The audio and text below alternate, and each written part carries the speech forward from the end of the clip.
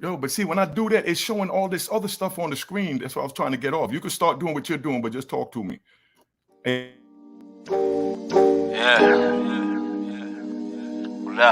Cheers, cheers, toast the crime, toast the crime, the crime, the crime, the crime. What?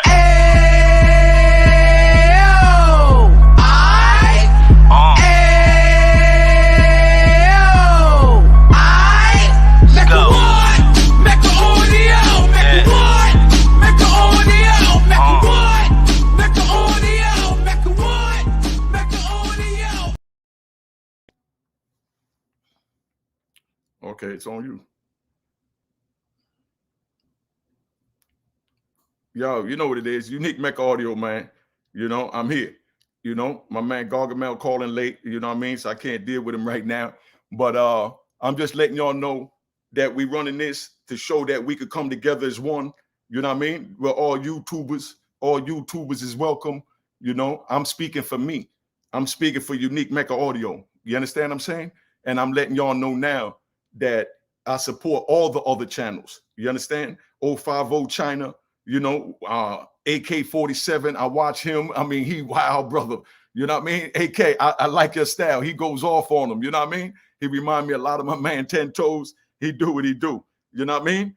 You know, I mean, we got academics. My little nephew, Queens Flip. Let's not forget him. 1090 Jake. You know what I mean? I watch his joint. Chad, Blood on the Razor Wire. I did something with him the other day. I watch him too. You know what I mean? And Five God. I watched Five God the other day. He seemed like a real nice brother that I definitely would like to, you know, to see where his head is at, because he seems real intelligent and I like the way he speaks, and, you know, so on. You know what I mean? So we here. I brought the brothers together because we want to try and talk to the youth to let them know that it's not a bed of roses in prison. Everybody try and act like it's sweet in prison. And you know what I mean? Oh, if I go to jail, I'm going to do this, I'm going to do that. Man, I done seen police get killed, dude hold police down while his man stabbed him 36 times. I done been locked up for 6 months at a time straight. I ain't had a shower in 6 months. You know what I mean? 2008, you know, from June to December, they had me locked in the cell. I sat there, I watched grass grow. You know what I mean? I watched grass grow. So I'm just letting you know it ain't nothing nice, man. So, you know, I brought my brothers up here. And, you know, everybody put their differences aside to try and talk to the youth, because this is a bigger reason. And I respect all of them. Just like I said, I support all the other channels. You understand what I'm saying? And I watch the other channels. You know, I agree with some things. I don't agree with some things. They don't agree with a lot of things I say, but, you know, they entitled. You know what I mean? So I'm going to bring them up now and let you meet everybody. So I'm going to bring my brother T Mack up, because me and T Mack go back. You know what I mean? T Mack, here you go, big bro. You know? Yo, what's poppin', Huey? How you? Mm-hmm. You hear me? Yes, sir. Okay, how you doing, Daddy? All right. Tell them who you are, how much time you did, and where you did it, because this is going to be like the feds versus the state. So we're going to talk about different politics. T-Mac from the BX. T-Mac from the BX. I did 12 years. I was in Fort Devens for 4, and did another 7 in Fort Dix. All right. So, you know, he did his in the feds. Now I'm going to bring up the good brother St. Laz. You know what I mean? What's good, my brother? What up, St. Laz, man? St. Laz, Brownsville, Brooklyn. I did 6 in the state. Fortunately, that's all I did, 6 in the state. But yeah, man. I watch your platform too, family, and you know, I definitely support it. And I love the joint. You know what I mean? I love how you break it down with the state, because, you know, I did state time, but my state time was in Jersey. You know what I mean? But you know, y'all know I already did, you know, a lot of time in the feds. You know what I'm saying? So now I'm gonna bring up my brother 10 Toes Down, aka Shaft. Yeah, what up? What up? Salute to the chat, man. Everybody in the chat. 10 Toes Down TV. I did 21 years. Every jail. It's too many jails to name. Over 20 jails I've been to. And I'm here, bro. All right. And thank y'all for being here. You know what I mean? And, you know, for us working together as one, because like I said, the whole point of this is to reach out and touch the youth so that they understand, you know, what's going on. We're just waiting on brother Hassan to come back. He had difficulties. He'll be back in a minute. But, you know, this is really, like I said, We just trying to really just tell, you know, what it's like. So we're gonna start with you, Chef. What was it like your first day? You know what I mean? And now let's talk about when you got your sentence. How did you feel when you got your sentence? When they told you life or they know the 25? How did you feel? What went through your mind? No, I got 15. I ended up doing 21. Yes, that's a good story. Tell us about that. How did that play out? What, the 15 and 21? I mean, Yeah, you know, the 15 and then 21. What happened? I ended up doing 21 because the parole board kept hitting me at the board. Okay. But, you know, the first time I got the sentence, it wasn't nothing. I was numb to it already. I was already locked up for 4 years, so for 3.5 years. So time was like nothing. I just got to go do it.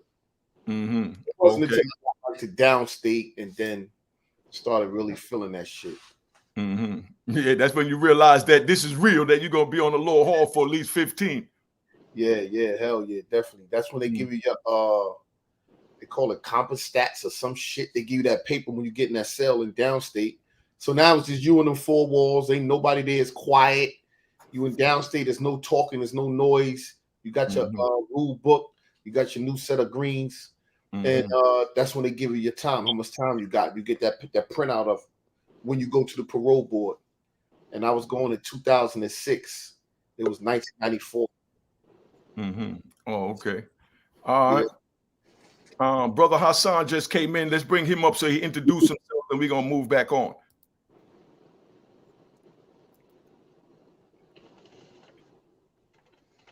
There you go. Tell him who you are, brother, and how much time you did. Take your mute off. I think your mute might be on.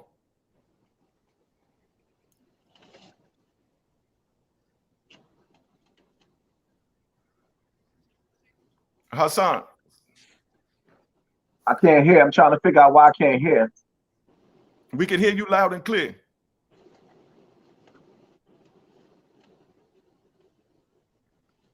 Say something. You can't hear us? I'm speaking to you. Could you hear me now? Yep. Oh, yeah. Let me see. Audio. Okay, get that right. Get that right. While Laz tell about his Laz, tell him who you on. What's going on? Get that right, Hans. Well, what you mean? The first day in jail? I mean, the first day up north? Now, you know, when you first got the sentence, how did you feel?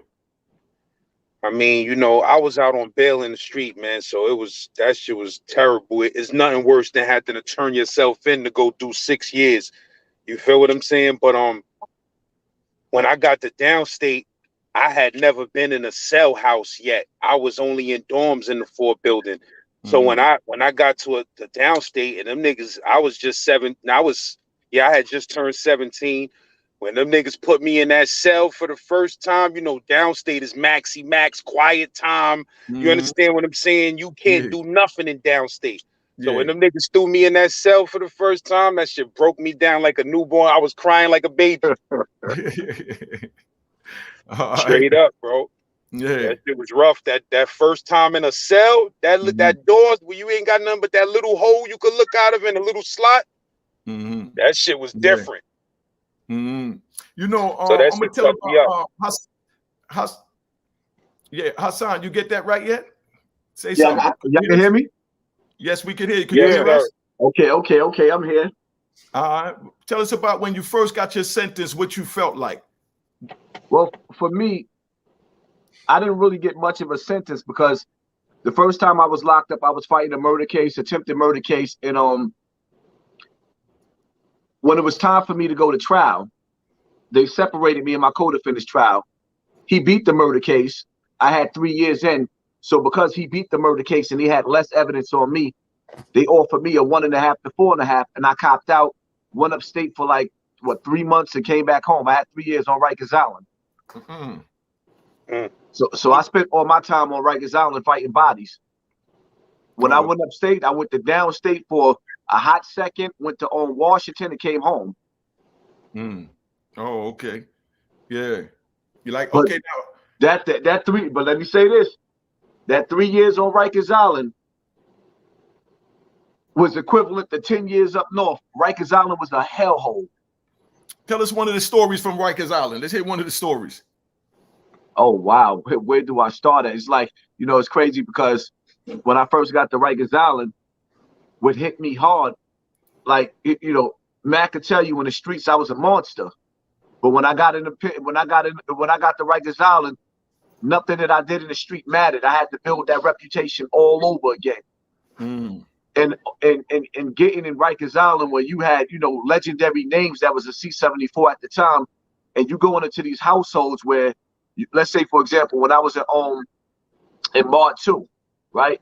That's a mod house, a program house, but then you had dudes like Tattoo, B-Sheet, Rail, Smooch from the Wild Cowboys. You had legendary names that was in that house. So it's like, okay, how you just gonna get up and you just gonna take the phones in a house where you got 50 people, 25 on this side and 25 on that side. You got 50, you know, you got all these people in one house, and everybody is rolling with the muscle in the house. You had to really, really earn your stripes, and it wasn't easy. Mm-hmm. You know, when I first got locked up, just even going to me first getting locked up, I got caught in Connecticut while I was on a run.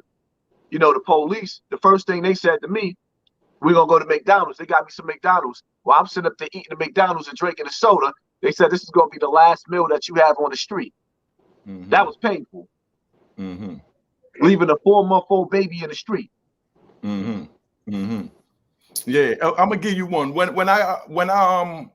When they arrested me on 8th Avenue between McCombs and 7th Avenue and 150th Street. They rolled up on me and I had a fake ID on me, a Spanish name. I handed them the ID and they said, come on, get out of here, Unique. We know who you are. You know what I mean? And they grabbed me, took me out the car, took me down to the police station, and they kept yelling, we got a gas chamber for you. We got a gas chamber for you. You know what I mean? Because I had the kingpin charge. There was a couple of murders on my case. And, you know, being that I'm the leader, they are yelling, we got a gas chamber for you. So now when they take me down to the courthouse the next day and they arraigned me, my lawyer was there. In the state, which y'all already know from the state, they got cash bail, you know, like 10% or whatever. But in the feds, I don't know how they got it now, but back then the way they did the bail, it was a signature bond. You understand what I'm saying? Or property. They didn't want no cash in the feds. So you had to get somebody that got, let's say, $100,000 job and they'll sign for you. And if you screw up, you know what I mean? They're going to just garnish the whole check or whatever. Right or wrong, T-Mac? You definitely right. You know what I mean? So I'm just letting them know how y'all do it. So no disrespect for any of y'all that don't know anyone that has any property or a high-paying job. You get picked up by the feds, they ain't going to be able to help you. You know what I mean? They got to have a job, you know what I mean, for them to do a signature bond, or they got to have property. And I'm not talking about collateral like a car, because I had plenty of cars to give them. You know what I mean? You got a house. Right? Okay. So now, being that he mentioned about the 4-month-old baby, I had an 18-month-old daughter, and her mother was holding her in her arms, and they had me handcuffed. And when I go up to the front, they gave me $100,000 signature bond. So my lawyer was like, damn, on the kingpin charge, I'm a sign for that. So he went to sign. And as soon as he went to sign, they ran out the courtroom and they came back with a big yellow paper with an immigration detainer. Being that I was born in Jamaica, I'm a citizen because my father became a citizen when I was under 18. But, you know, just being born in Jamaica, that was enough to hold me up for 30 days. You know what I mean? While they did what they call a national, what is it, IMPO? You know, where they check worldwide to see if you want it anywhere. You understand what I'm saying? Being I was born in another country. So they used that to hold me up. So now they gave me the bail. My lawyer signed for the bail, but I couldn't leave until after this 30 days when the immigration thing was up. So now they go to walk me out. And my daughter's mother is holding her in her arms. And, you know, every night I was sleeping with my daughter. She was 18 months. So when I walked by, she tried to jump in my arms. You understand what I'm saying? Where Marshall had to grab her because she was getting ready to fall. You understand what I'm saying? Yeah. So she was getting ready to fall. So, you know, just to look in her eyes while I'm handcuffed and I'm seeing this, it crushed me on the inside. But like I said, my mother always taught me never to show emotion. Don't let your enemy, you know what I mean, see that you're weak or that they're affecting you in any kind of, you know, any manner whatsoever. You understand what I'm saying? And it's just crazy, man. But I know what you're saying about, you know, leaving your daughter behind. Anybody else left a child behind that they felt a certain way when they first got locked up? Hell yeah. Mm-hmm. Hell yeah. You know, but talk about it. Let the people know. Shit. Yeah, when Now go ahead, bro. I I went to court and actually I had started trial and I was out on bond, same thing like you said. I had to get 5 signatures, all of them had to have jobs, and I had to put up property. My bond was it was 250,000 and then it went to 400,000. I put up property cost worth $1 million. I was out for 7 months. So I started trial. Actually, they offered me something on a Thursday. I told my lawyer on a Friday I didn't want it. They called my lawyer back Friday afternoon and told him come to court Monday. I'm starting trial. I go to court Monday, Monday morning, pick the jury at 1 o'clock. We started trial. Tuesday, I said, yo, you know what? I'm not going to do this. I'm gonna plead guilty right now because the way they played wasn't a fair game. So when I went back in, I knew I was going to go back in. I didn't tell my girl. I told my moms. So when we was at the courthouse, I told my mom to take my daughter out. She was 5 years old. I didn't want her to see me not go home with her, because we came there together. So I didn't want her not to see me, not to go somewhere and not go with her.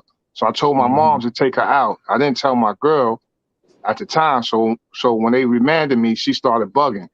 Like, hold on, wait a minute, where you going? I'm like, nah, Ma, I gotta go. It is what it is. I gotta go do what I gotta do. You know what I'm saying? So that was like the hardest thing to come back. God is good because I came home. I watched her graduate from high school. I made it to a graduation. I got to take her to Morgan State College. So it turned out, I left her, but she grew up to be a good girl. So, I'm proud of her moms for doing that, Yeah, that's big. That's big. You know what I mean? That's what I'm saying. People don't understand the impact. It's like just to give an example of that. When we do things on the street, we think that we only affecting ourselves and say, well, I could do the time, you know what I mean? And it's all about I. But we don't think about, when we go, the same people that, we made the modification. Modification means to justify what you know is wrong, meaning to justify our wrongs on the street, whether it's robbing, stealing, selling drugs, murder, credit card scam, or whatever. So we try and mollify it by making up excuses. So, we say that we're hustling because moms had to eat. Mom didn't have this. We need to feed the kids. We need to do this. We need to do that. But now, while we're sitting there making these excuses, we don't think that at the end of the day, when we go, you understand, when we go on the inside, now we can't help them. We can't feed them. You know what I mean? So for 26 years, my people had to survive without me when I was mollifying it to myself that I would be able to take care of everything. You understand what I'm saying? I'm doing this because of this, but not knowing that they was going to grab me. Like I knew I was going to go to prison. I was doing a whole lot of, lot of foolery. You know what I mean? Selling a lot of drugs and carrying on. I knew I was going to prison, but I never phantomed that it'll be for life. None of y'all phantom it will be for 25 years. Right or wrong, Chef? Nah, hell no. Definitely. You understand what I'm saying? So now we hurt the ones that we love and that we try to protect, the same ones that if somebody said something about that we'll go all out for on the street. But now we're no longer there to protect them. So we left them vulnerable by our choices. So that's why this is talking to the youth to let them know that, you know what I mean? Think before you do things. Don't say, I gotta get Pampers for my baby. I gotta, you know what I mean? My mother is sick. My aunt got cancer. I gotta do this. I gotta do that. Because at the end of the day, when they take you, you know what I mean? There's going to be nobody there for them. You understand what I'm saying? There's going to be nobody there for them. You know what I mean? So, it is what it is, man. But what's it like when you walk on your first compound, Laz? The first day you walked on a prison compound, when they put you into the state system, what did that feel like to you? I mean, it was a whole new world, man. Like they was moving me around. I was getting caught up in all type of stuff. But the first compound I got to was Oneida, and this was like back in 93. I was the youngest dude on the whole compound, so it was bugged out because it was nothing but adult grown ass men there. You feel what I'm saying? I was 17, so I was just everybody was looking at me like, damn, shorty, how old are you? You feel what I'm saying? Because I look dumb young. But they got me out of there. A kid I had a problem with in downstate, he came to the jail. I think he dropped a slip and said that I was his enemy, and they shot me out of there. And they sent me to Comstock to make me do orientation all over again. You feel me? So now I had to be in Comstock for 2 or 3 months before I get reclassified and sent back to a medium. So it was crazy. Know what I mean? So really, it was Oneida real shortly, and then I went to Comstock. So Comstock was the real first yard that I really walked in. You feel me? And that shit was ridiculous. I was too young for that shit at the time. You feel me? Yeah. But yeah, know what I mean? That was wild. That was wild. Tell them what you mean when you said that they dropped a slip, because we know, but let the people know what a slip mean and the power of a slip. Yeah, like, you know, dudes be dropping little things in the CO suggestion box to let people know that they got beef with a certain dude or somebody selling drugs in the crib or something like that. But I saw the dude. We got into a little small problem in downstate. I attempted to cut the dude. I wasn't successful, and he told on me in downstate.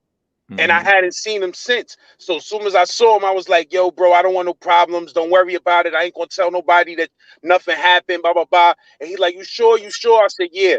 And they ended up packing me up and getting me out of there anyway. You feel what I'm saying? Like the next day or something. So I knew what time it was. You feel me? So that shit was whack, because now I had to go to a Max to get assessed again.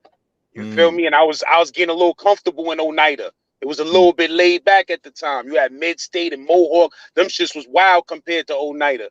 You feel me? But yeah, they shot me up to Comstock, man. I thought I was going to a camp. Shit said Great Meadow. I thought I was going to a nice, good camp or something.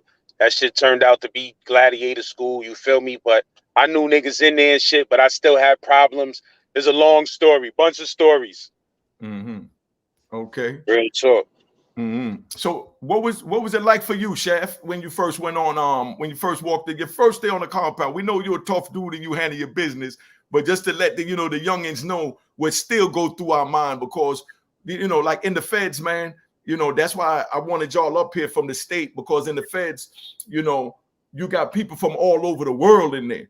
Must just all over the country. I'm talking about, I'm in Lewisburg and we got dudes from California. At this time, I never even been out to California. I didn't even know what a blood or a Crip was in 93 when I got locked up. I just knew from colors. You know what I mean? So call me naive or what you want to call me. But, when I got locked up, they wasn't roaming the streets such as they are now. So I didn't know anything about that. Thanks, Rico Grime. You know what I mean? And, so the GDs, you know what I mean? The Latin Kings. I mean, these are all brothers that even on the streets, we stay in our lane. When you go down to the Lower East Side, then you'll see the GDs or the Netters, or you understand what I'm saying? When you go into their neighborhood. But when you up in Harlem, you just seeing what we call crews. You understand what I'm saying? And that's what we call it where we at. Out west, they call them gangs. You know what I mean? And I want to say that to say I watched the news today. One of my brothers sent me the thing with the prosecutor in Atlanta. They're using the RICO charge now to lock everybody up. All this is just, big shout out to Young Thug and Gunna, you know what I mean? Because everybody's innocent until proven guilty, regardless what the media say. Let's get that straight. But the RICO is equivalent to the continual criminal enterprise. The continual criminal enterprise, that was for big boys that was selling drugs. That's how myself, Rudy Williams, Kevin Childs, that's how we caught these continual enterprise. They figured they couldn't catch us because we at the top of the totem pole with all the drugs. So what they do is they get you for the CCE, we mean continual criminal enterprise, that you continuously violate the drug laws.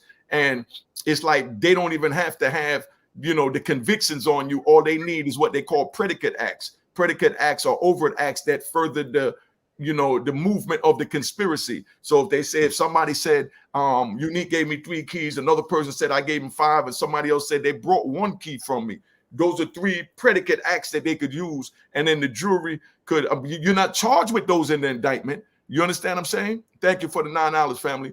You're not charged, you're not charged with those predicate acts, but they put them on the verdict sheet as violations that, even though it didn't go through the grand jury of your peers to make them actual counts in the indictment. So that's how they get sneaky and just use whatever people said to throw a whole bunch of odds, a whole bunch of junk under the rug. You understand what I'm saying? So now it's so hard to beat it. That's why I feel for Young Thug and Gunna, because I've been through the same thing they going through. And right now, while everyone is, all their co-defendants is pleading guilty, you know what I mean? Whoever is talking or whatever, every time somebody plead guilty, they get debriefed. You know what I mean? They write up what they call a proffer. They give up more information. And from those further informations, it becomes further indictments on other people, innocent men on the street, because they're innocent until proven guilty. So you're going to see plenty more. Remember, I'm telling you that first. You're going to see plenty more superseding indictments in that case, because every time someone plead guilty, they drag it on. So now they're using the RICO like how they used it for the drugs back then. Back then, the drug dealers stimulated the economy back then. You understand what I'm saying? Because while you got us going out buying $100,000 Mercedes, buying house, buying champagne at the club, throwing block parties, all that is putting that same money back, injecting it into society. So we was the stimulus checks, if y'all could understand the metaphors. You know what I mean? Yeah. Right. So what do y'all have to say about that? I'm gonna give you a perfect example. All right. What's her name again, Daddy? Pardon me. Did the 6 years? St. Laz. St. Laz. All right. Give you a perfect example how the feds is, man. Say you come see me one day, right? And I'm being watched by the feds. You come see me 2 days, I'm being watched. They indict me. But they see you on my block a few times. They're gonna put you on my case. And the only reason why, because they already gonna do their background check on you and see, oh, he just came home for doing 6 years. Mm-hmm. So now when they lock us up, they're gonna say, well, Your Honor, Lazarus, he's a career offender. He keeps doing this and doing that. So automatically they're gonna try to career offender you, meaning they're gonna take the time that you already did and double that time just because you did it in state already. So that automatically gonna start you at 15 years because they say you're a career offender. You know what I'm saying? And you like, hold on, but yo, I did my time a way back ago. That ain't got nothing to do with this. But the feds, they gonna use that to double your time, homie. That's how they play. You mean just associating with somebody that they got under investigation? Basically, they gonna say because you already have a criminal record. So basically, this because you're associating with me, they're gonna try to say something was going on. Meaning there's nobody. What they gonna do is they round up everybody and they gonna try to say, yo, what's the kid was coming in the black car over there for? Well, I don't know, but he probably was getting something from Mack. Just because that person say he think, and in your record, they're gonna try to double your time. Mm-hmm. Listen, I was what Unique got charged with. I got caught up with 40-something people. It was 2 different projects. I ran one project, they ran the other project. But no, they didn't have no co-defendants on me.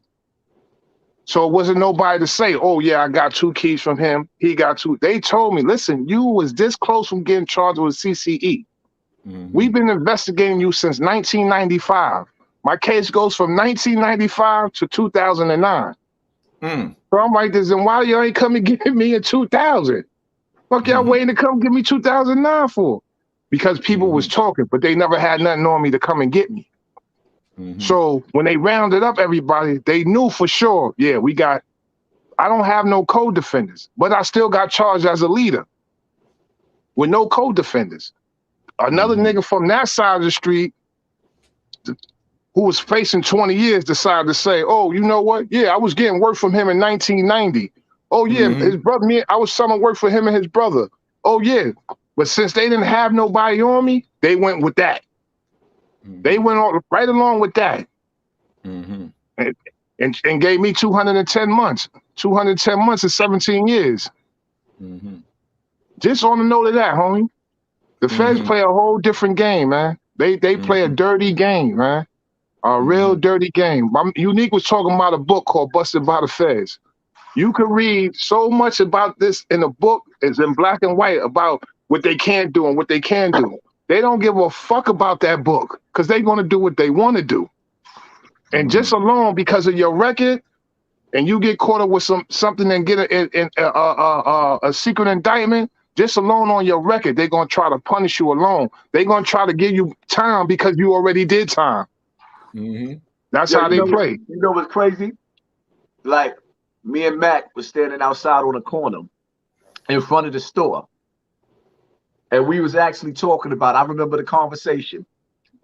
I said to him that line from the movie, quitting and quitting while you ahead is two things. I think it's time to fall back. Right after I said that to Mack, police helicopter is over the store. Mack throws up his middle finger at the helicopter. They came and got him 5 o'clock that morning. That next morning, 5 o'clock in the morning, they came and got everybody. So it's like, for people that's watching, right? Now you got a dude that raised me in the streets.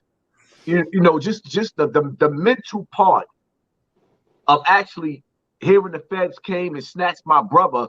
It was almost like going to it's like a funeral without going to a funeral. Because you know when the feds come, it's like, damn, you just and at that time it was like so many people don't understand. Like at that time, it was so many of my brothers that were snatched away that went to jail at one time. Yo, that's the most hurt, the most painful thing. People gotta understand, when you go to jail, if it's somebody outside in the street that loves you, it affects them too. And see, that's the selfishness that we have when we get caught up in these streets. If there's somebody out there that loves you, especially your mother, your children, your siblings, when they love you, it affects them. That bid that you doing, some of them are doing it mentally too. It scars them. That's a fact. Yeah, that's crazy, man. Hey, what do you think about the RICO, Chef?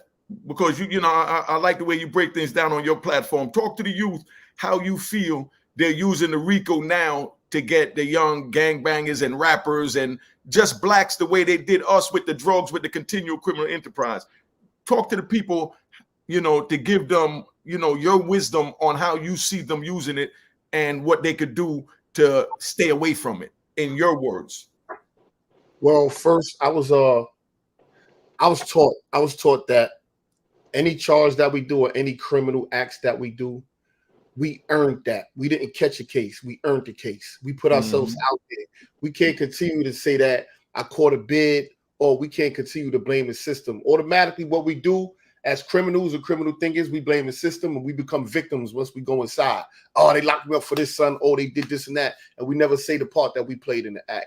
So when it comes to the RICO Act, I think that what they do is, not I think that, but what they do is, if y'all over there hustling, and they know I ain't hustling, they know I ain't got nothing to do with it, they know I'm a good kid. I spoke to these kids in the Bronx not too long ago.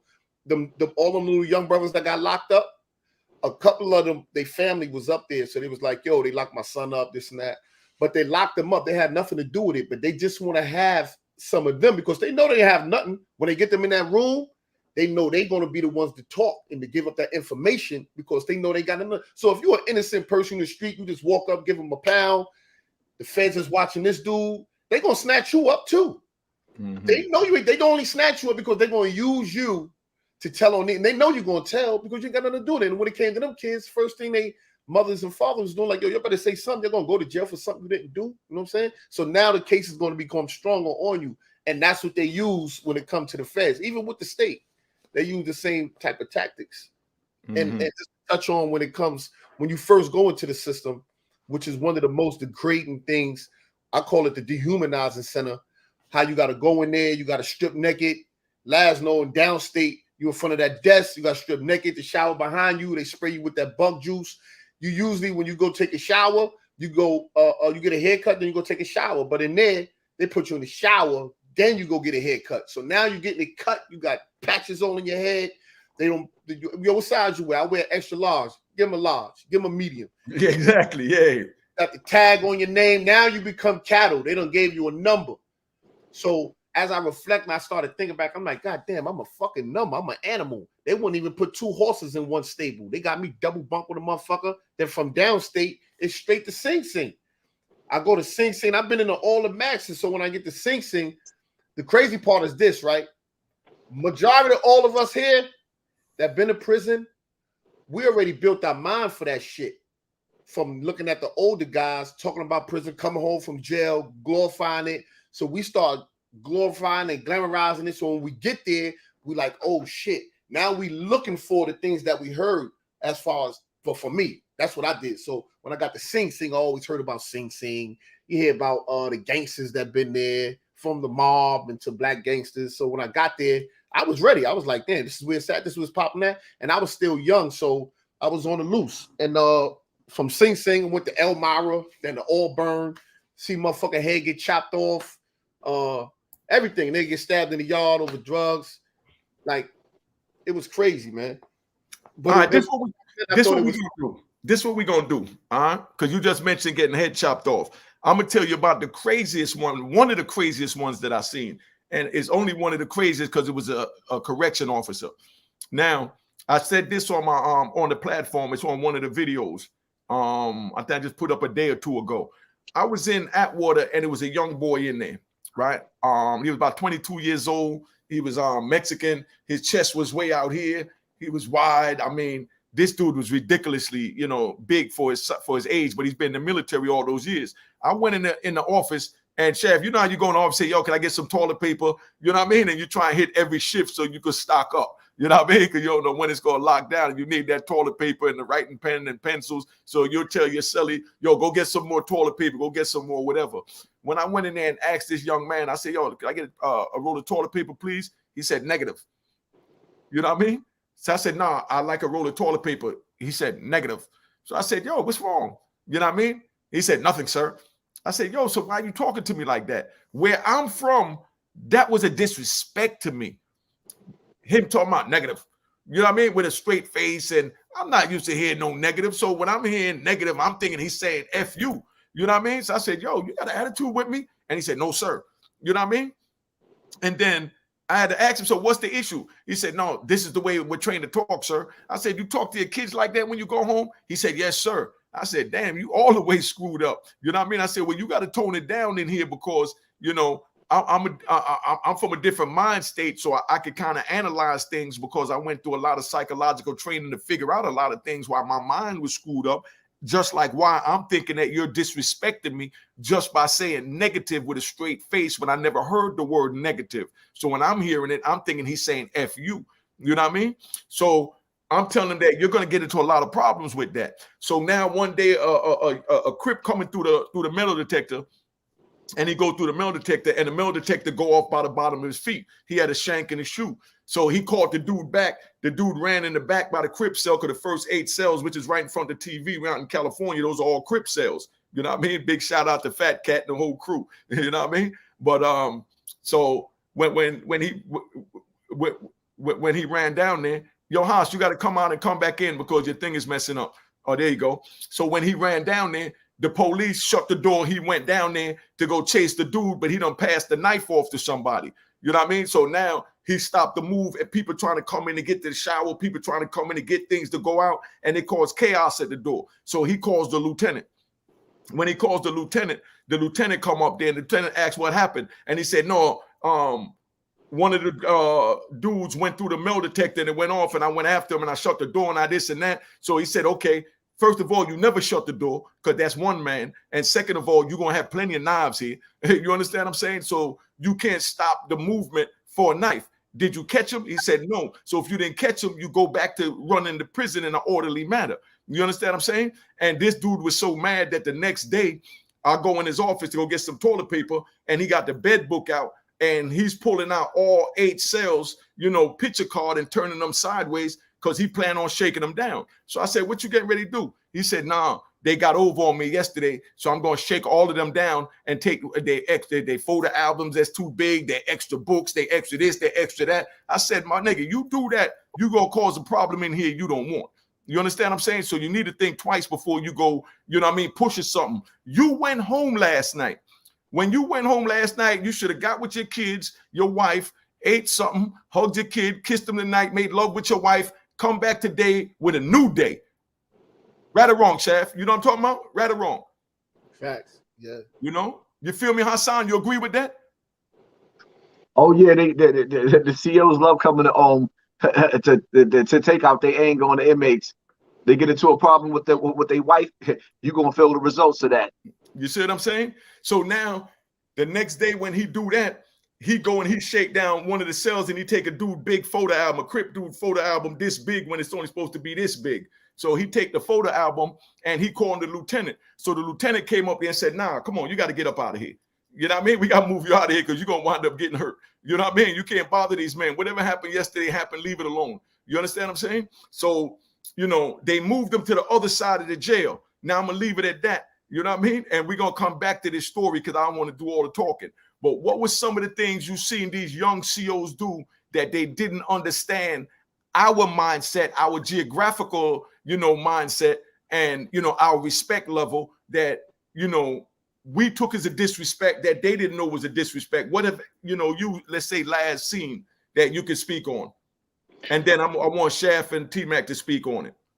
You know, I was way up in the mountains in Franklin and Camp Gabriel and where they got the real rednecks at. You feel what I'm saying? So, you know, I was young, so I was beefing with police all day. They was calling me Ticketron at one point because I just kept getting written up until I got tired of that. You feel what I'm saying? But I got into it. You know, I caught a tier 3 ticket and got kicked out of a jail and all of that because I got into it with a police who had a black baby with the noose, the dead black baby with the noose around his neck tattooed on his arm. You feel me? And he was treating me and my crew in the jail very disrespectfully and slave-like. You feel what I'm saying? And me and him ended up getting into it. Big, crazy, long story. But I was in the mountains where the police can't stand New York City people. You feel what I'm saying? So if you young and you wild and all of that, bro, they was doing all type of foul shit to me. All type. My moms was sending up packages, 35 pounds of all type of shit. They wasn't letting none of that shit in. You feel me? Like other dudes, they would, you know, they wouldn't stress it like that. All right, go ahead, take it. But with me, they was like, nah, you can't get none of this. And it cost so much money to send back home, I would have to just throw it away. And that means them niggas take it and keep it. So basically, my mom sent a package up, they deaded me on that shit and taking it for themselves. Because it cost from where we at, that shit cost like $80 to send back to New York. I ain't had no $80 in my account. Now you got donated. Feel me? Real talk, yeah, donated to them niggas. You feel me? So that shit was whack. But I had beef with all type of police, bro. They was doing all type of racial shit, writing me up tickets that really wasn't like shit I ain't even do. Nigga just sit down and creatively write a ticket of something just to get me more time, to try to get me kicked out the jail. You understand? So I done been in so much drama with them niggas. Eventually, I just learned to stay the fuck out their way. Know what I mean? And don't say nothing to them niggas, because you never win with them motherfuckers. And yo, I want to say this. Everybody keep getting on me last because, you know what I'm saying? You know how we talk, nah, I mean? You know what I mean? They talk about if they take a drink for every time I say, nah, I mean in the video, they get drunk in the mud. You know what I mean? Yeah, I could turn that off, though. If I needed to absolutely turn that off, I got the switch to turn all of that off, man. But you know what I mean? Nah, we ain't trying to turn it off, brother. We ain't turning it off. This is us. We want them to see how New York talk. You know what I mean? That's like when I bring Cali podcasters up here, I want them to hear how they talk. You know what I mean? So we ain't gonna turn nothing off and all that. I enjoy when they say those comments. Now I want people to speak on this right here. And I'm gonna start with Shaft because Shaft told me a story about him with a female CO. So what do y'all have to say about female COs are the most dangerous? How would you break down a female CO? Because a lot of people think, why would a female CO work in there, and why would they man or their husband allow them to work in there? You know what I mean? So what do you have to say about the female COs, Shaft? Oh, nah, when it comes to female COs, that was my thing when I was locked up. That's all I did was push up on the females. Bagged a couple of female COs. That was my thing. And the crazy part is when I was fucking with them, each CO chick that I was fucking, they always had somebody they had it out for. So I used to feel like, what the fuck is wrong with you? Why you got a problem with him for? He cool. Because I'm in there with him, so I know him. I'm cool with him. But she got a problem with him. And she would tell me, and I would go put him on point. Yo, listen, man. She's saying this, she's saying that. Yo, just fall back from that. Don't even go over there. You know what I'm saying? So I go back to her and tell her, like, yo, you got to leave him alone. You looking at him like he bad. Look at you. You fucking me. You fucking me, and you motherfucking getting on him. She like, no, fuck that. I'm the, you know, but it's crazy, man. You got not just the female. I mean, the female, when it comes to Sing Sing, and like Sing Sing, some of the mediums, when they got a lot of females in there, Green Haven, that's when it gets stupid, because them females become the black COs, the black females. They be straight grimy, man. They be doing a bunch of bullshit. They treat us like shit in there. Like they real dirty. But you know what though, Shaft? I think the male black COs do the same thing. It's like they feel they have something to prove. What you got to say about that, Haas? They want to show off in front of the females. That's why they do it. If they trying to fuck a female, they gonna and she say something to you, he gonna be extra. Like, what? Put your hands on the wall. He gonna be extra with it. And I went through that. You know what I'm saying? I went through it while I was fucking with a CO, and her man was there, and he stepped to me. I'm going on a visit with my wife, and he stepped to me like, yo, another CO searching me. He came behind my ear and was like, yo, stay away from my girl. I turned around. Tell your girl to stay away from me. Nigga, fuck you talking about? Because I know if we set it off and we start fighting, the administration gonna want to know, what the fuck is you fighting him for? Like, what's going on? So you're fighting over your girlfriend? You know what I'm saying? So when it came to him, I just went ham. But they try to go extra when it comes to, you know what I'm saying, like females and guys. The men act stupid. Even on Rikers Island, same thing. All right. You know, but that's what I'm saying. What experience have you had, Haas, with a female CO? I mean, on Rikers Island,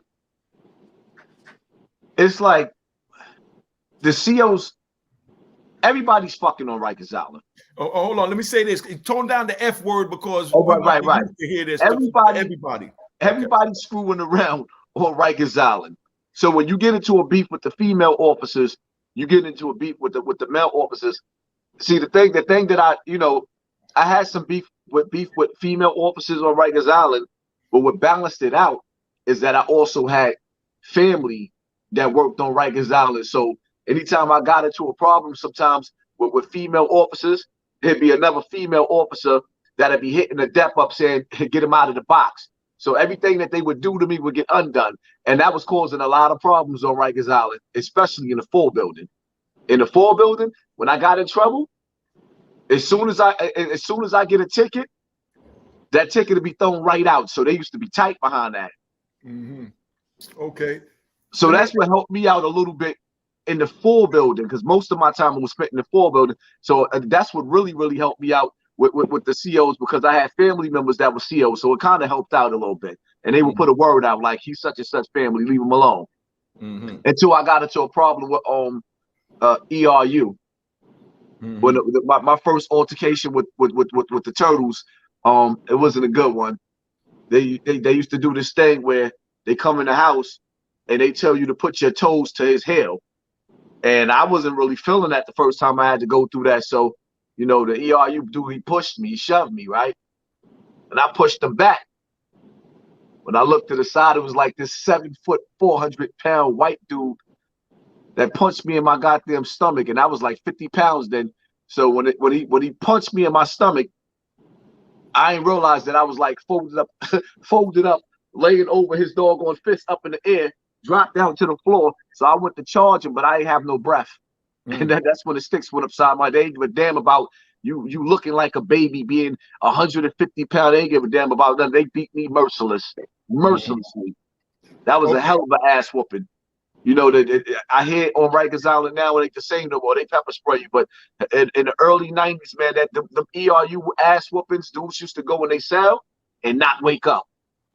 Okay, Haas, tell them what the Turtles are. You mentioned Turtles. I know what they are, but let the people know what the Turtles are. Well, back in that day, that was like you take the COs that look like linebackers. All they do is work out and whoop ass. So when there's a cutting going on or there's a search going on in a jail, they pretty much come inside the house and see what I hated about them is when you cut somebody. We got beef from the streets, or we got beef over some commissary, whatever it is. Whatever you do to another inmate, they gonna do to you. with them sticks, them unbreakable sticks. Mm-hmm. Those were. You ever got beat so bad you just wanted to call your mama? Huh. Yeah. Hey, let me give him one real quick, right? I was in Lewisburg when we had the riot in Lewisburg, right? T, remember the riot in Lewisburg? I know you heard about it when you came in later. Well, we terrorized Lewisburg back in the 90s. This 95, right? They call it the crack riot. Now, he mentioned about those unbreakable sticks.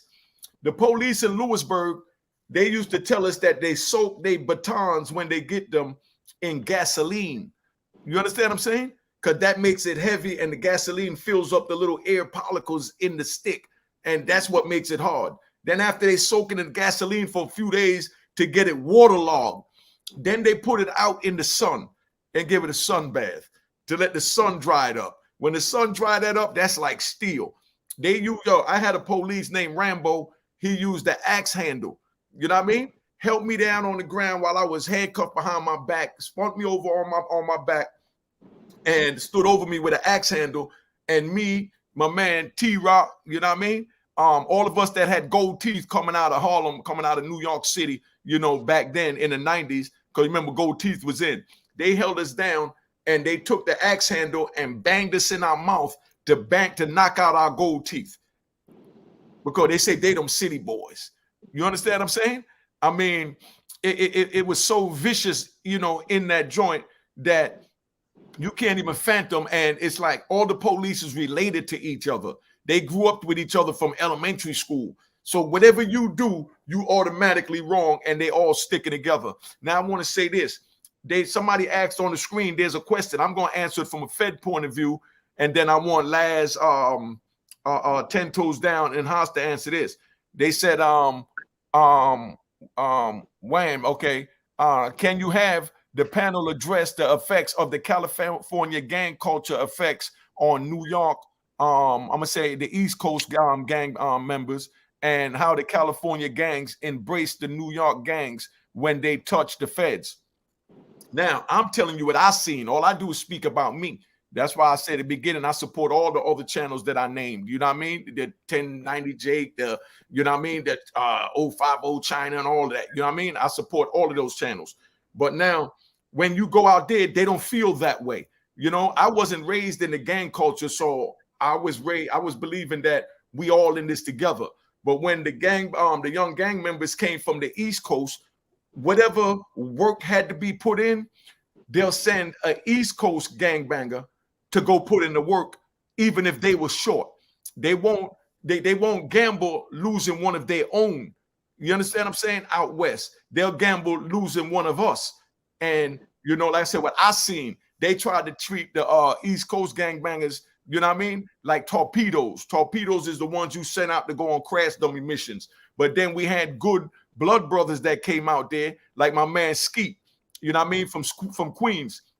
Skeet came out there and he got order. He pulled up on all the old head bloods in the yard, and he let them know straight up, yo, you're not going to be sending my people out there on no torpedo missions. You know what I mean? Because a lot of dudes that was coming out there from New York and New Jersey, because there a lot of Patterson bloods that I was meeting that was coming in. If something happened, they'll send them to go stab somebody. You know what I'm saying? And they might have, like Laz said, 6 years, already been in 4 years, getting ready to go home in a year.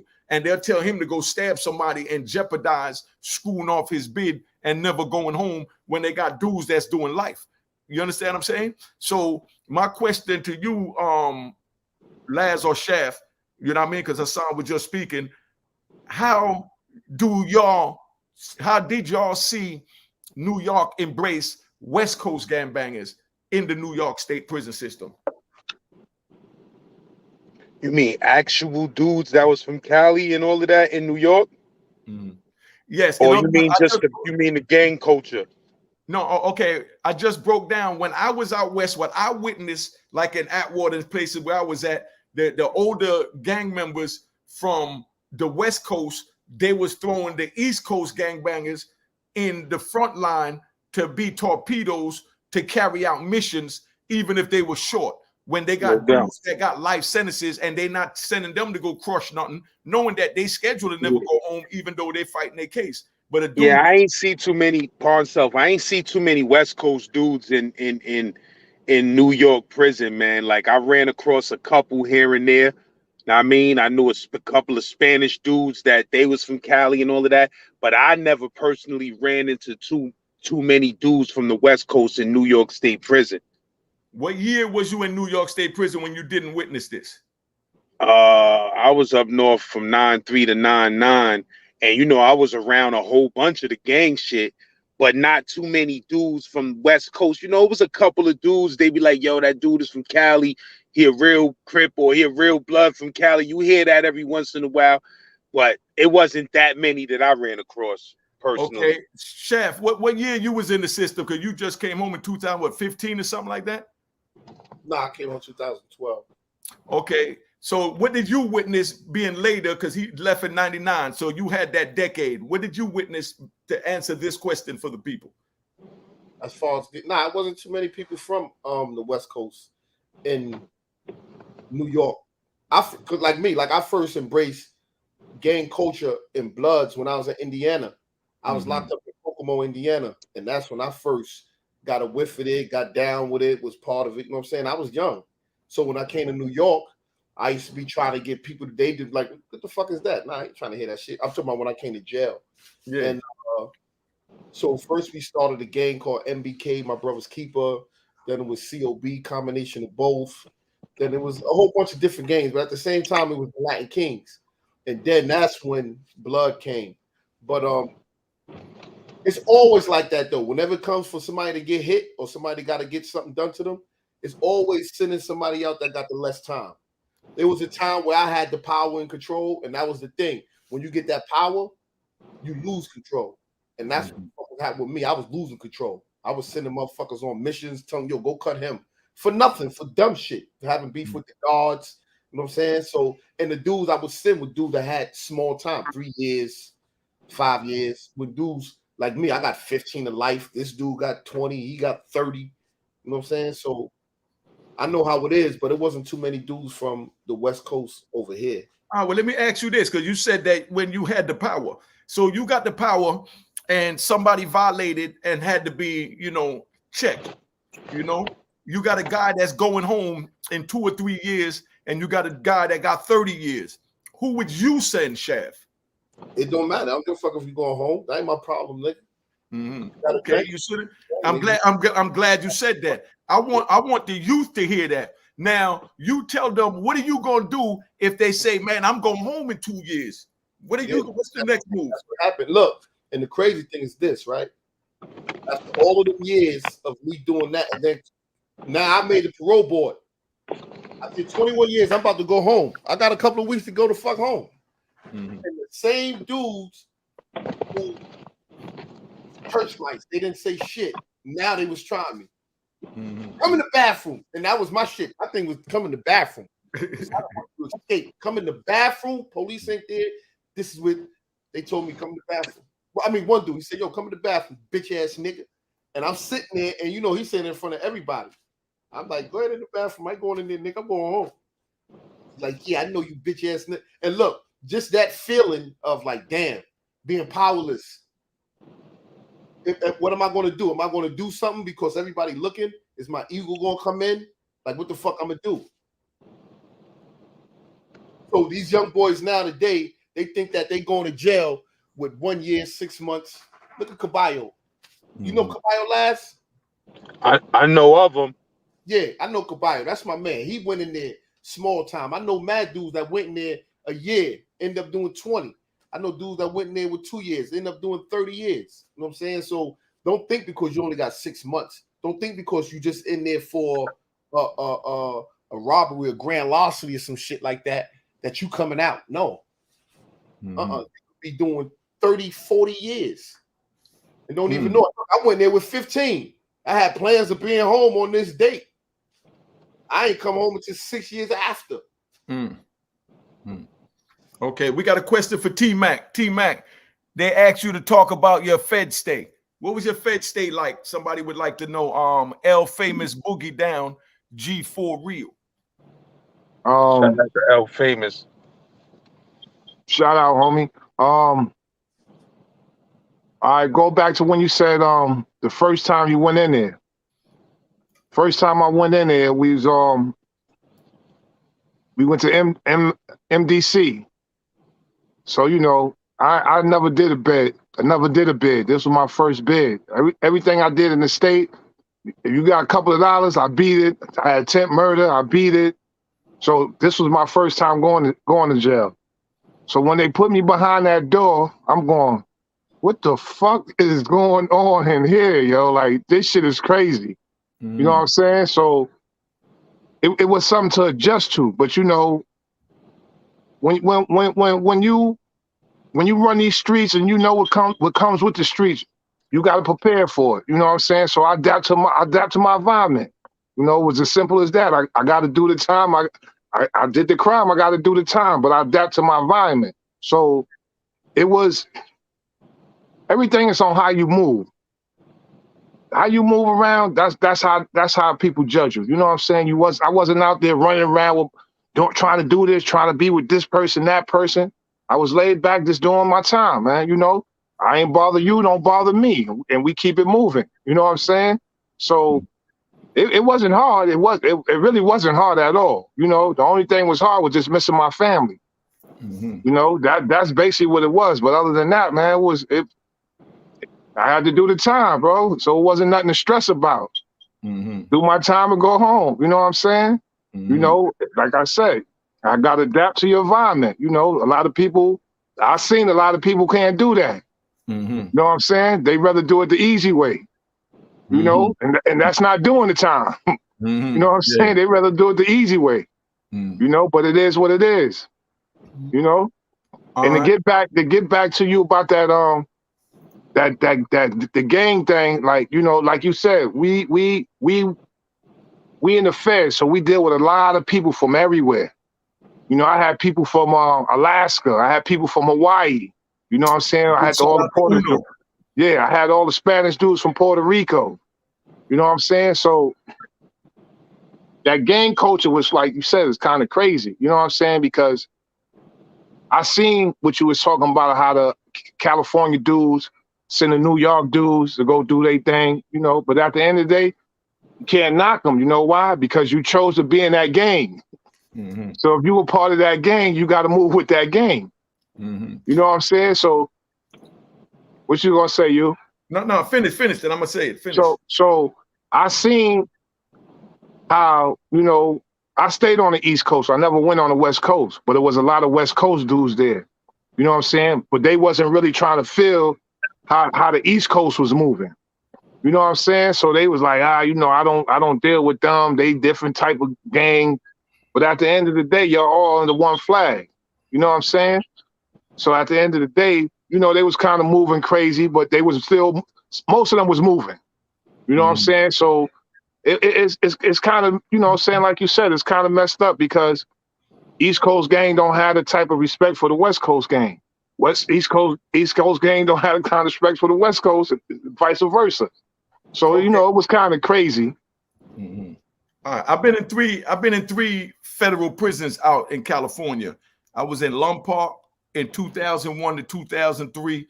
I was in Atwater from 2006 to 2010, and I was in Victorville from 2018 to 2020. So I spent almost a decade out west, and I've seen it all. Like me, I've always been independent. That's why, like, I roll and I get along, you know, with the DC brothers. I get along with the Chicago brothers. I get along with Detroit brothers. Big shout out to Turk. You know what I mean? Best friends. You know what I mean? You know, from Detroit. You know what I mean? You know, flexing them.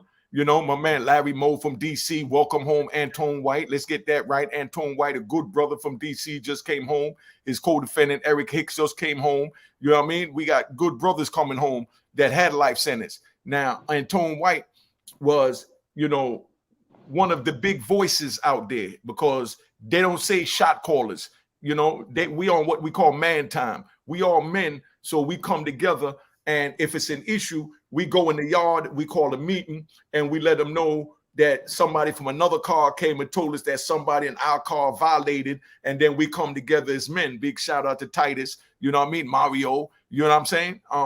ER, you know, Big Red, Rat, you know what I mean?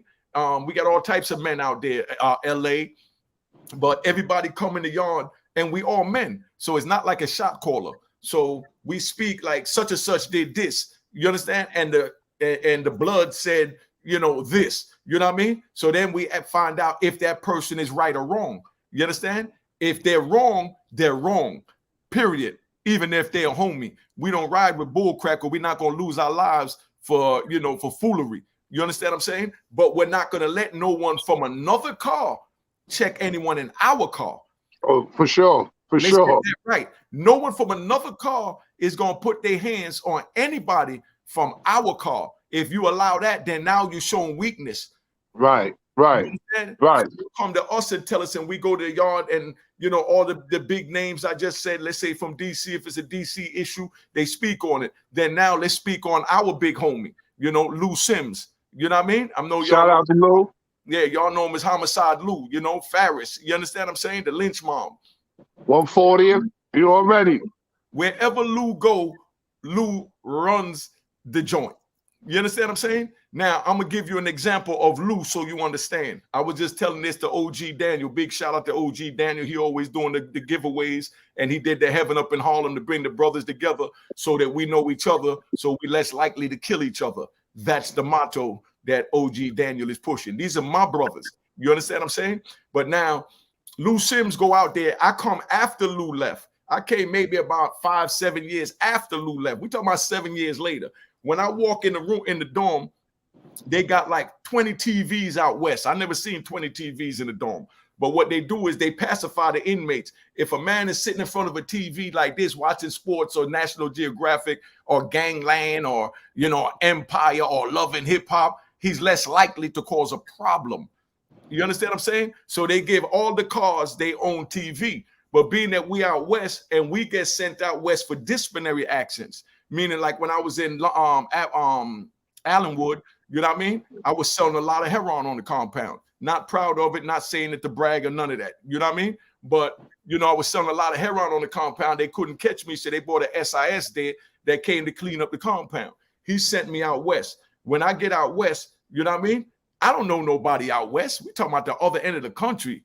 You understand what I'm saying? So ain't no visits no more. You only getting 300 minutes a month on the phone. You know what I mean? But it's only a handful that go out there because it's a handful of what they call the bad boy them sent out there.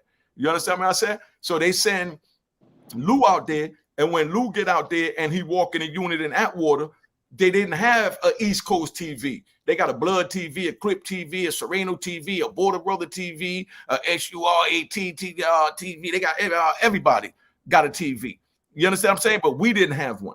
You understand what I'm saying? So Lou, being the aggressive man that he is, that stands on what's right, you know what I mean? He went and took a TV and said, this is the East Coast TV. Went and got his knife. Whoever got an issue with it, bring it to me. You know what I mean? I don't need, my homeboys ain't getting involved. You understand? If a nigga got an issue with me taking this TV, this is how Lou told him, come see me. You understand? But of course, we there to hold him down. You know what I mean? But Lou moves as his own man. You understand? So he wound up taking a TV that here it is 2020, and we still have an East Coast TV out west.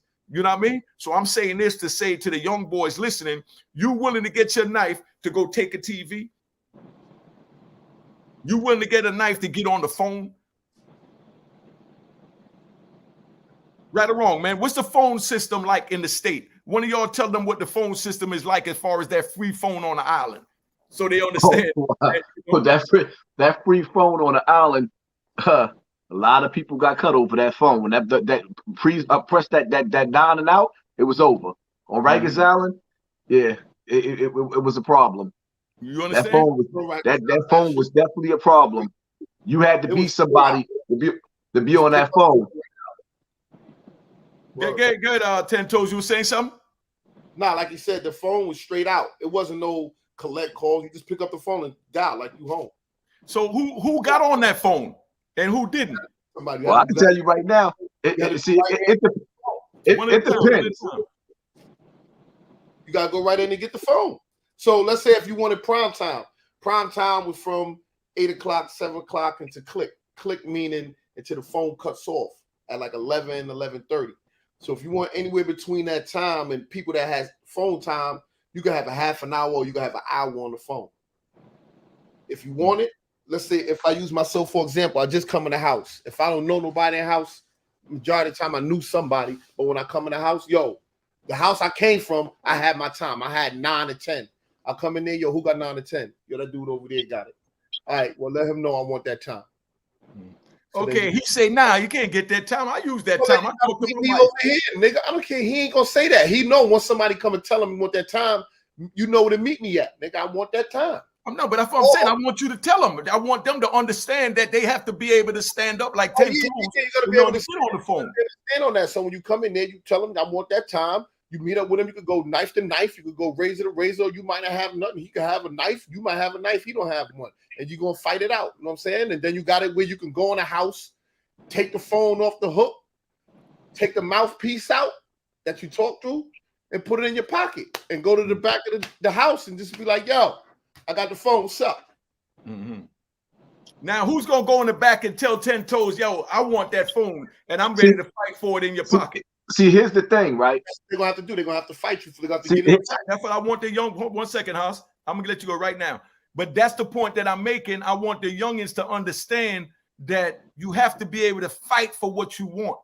That's right. In the prison. So if you're trying to get into prison, no, you got to fight. But we telling you don't get involved in it, so you ain't got to put yourself in that. Now go ahead, Haas. See, here's the thing, right? You're gonna hear a lot of stories on jail stories on Rikers Island on how dudes took the phone off the wall and went to the back, right? I'm gonna say this.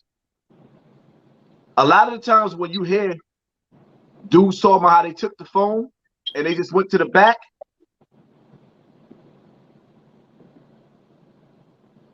if you didn't get challenged, you was in a soft-ass house. Depending on what house you went in. You go in certain houses, 4 main, 2 upper, like Mod to certain houses in the 4 building, Mod 9. If you went in certain houses and you pulled that, you're gonna have 30 niggas stabbing you and cutting you. In order for you to go in certain houses, you had to go in that house, spend some time, get to know a couple of dudes, or when you took that phone off, you didn't want to stay in that house. What you had to do was you took that phone off the wall and clowned somebody just to get out of that house because you didn't want to be there anyway. But going to the back of the house, in certain houses, that's just like saying, okay, all 5 of us is on this panel. If you come in my house and I'm already established and I control that house, I don't even have to. As soon as you take the phone off the hook and you walk to the back, all of the doges is gonna jump on you because they want to be somebody. So most of the time, the niggas that got busy in the house, the reason why they stayed, they had it in the house, and they wasn't never really going to the box like that, because as soon as you act up, the little niggas is gonna jump on you, and you ain't getting no fair one. Okay, I'm gonna say this. Let me give you one, right? From what 10 Toes is talking about. I was in Virginia Beach, you know what I mean? And I used to claim the phone. I used to my laptop dying out, battery low. I used to claim the phone. From like 8 o'clock to 9 o'clock when it cut off. I'm in the shower one day, and while I'm in the shower, they calling phone time for the next day. They do it every night. Dude called the phone time, and I'm like, nah, you know what I mean? He said he wanted 8 o'clock. I said, nah, everybody know I got it at 8 o'clock. He said, man, I call 8 o'clock. You understand what I'm saying? So now he was from DC. But now, soon as I get out the shower, I went and put my stuff on, and I just went right up in his mouth. And we started rumbling. We fought for about 15, 20 minutes. It was a good fight. I ain't taking nothing from him. I mean, we was rumbling. But I'm saying when you do that, you know the consequences too, and you know what it is. But like he said, he moving the unit. You better believe he know other people in the unit too, not just the goons in the unit. You understand what I'm saying? Now, you know, in other words, the people that might be established, you're going to have your car there. You're going to have all of them there. You understand what I'm saying? But, you know, the whole moral of this is just to show you that you got to fight just to get on the phone to call your loved ones, man. You know what I mean? Somebody asked a question in the chat, and it was basically pertaining to, you know, the benefits of being in a gang. And I'm gonna say this, like what I want y'all to understand. You join a gang, from my experience on Rikers Island, it's different from what's going on now. You join a gang on Rikers Island or go upstate, it doesn't mean that you're gonna be protected. What it means is you fall up under the wrong person, like 10 Toes Down just said. I was telling dudes to air this one out and air that one out. You'll find yourself like Tankhead. Tankhead was in jail, and it wasn't so much that people was telling Tankhead what to do. He was just bloodthirsty. He was on Rikers Island. He turned a 3 to 9 to 26 years. So you find yourself in a jail, and it's being ran by gang dudes that's extorting and doing the things that they do, and there's a war going on in that jail. You better be prepared to catch a bid, because in my era at time, it's like dudes be talking about, yeah, I turned blood in the street. Well, the reality of it is when you turn blood in the street, it really don't mean nothing because you're not really putting in the work. Is a difference to when, as in the early 90s, when you became blood in 93, 94, you became a blood. Then those Puerto Ricans was tearing your ass up. You didn't really want to go in certain houses, in certain buildings, throwing up that blood sign. And then even still, you know, like how Lucky Dawn broke down. Okay, so now you made it. Blood's got established on Rikers Island. Once we took the power and we got power on Rikers Island, you went to certain jails like Green. Woo-wee. Dudes didn't want to get off that bus because those Latin Kings and the Yetas was not playing. It took a while for the Bloods to be able to position yourself. So it ain't always a benefit with like, all right, you just protected, because even with the homies, they're going to test you. They're going to test you. They're going to make you put in work. You coming into jail and you just throwing up a gang sign and you thinking everything is going to be all right. Nah, it don't work like that. It's not going to work like that. Mm-hmm. It be your own people that be testing you the most. Your own people be flipping on you with that shit. That shit is a bunch of politics that come with that. You ain't just coming into jail claiming nothing. Niggas gonna want to know who you be. Mm-hmm. Real talk. I hope you youngins listening now. You got to come reestablish yourself and show them who you be and what kind of rep you got from the street. Then you got to show them that you're willing to put that rec in and that work in on the inside.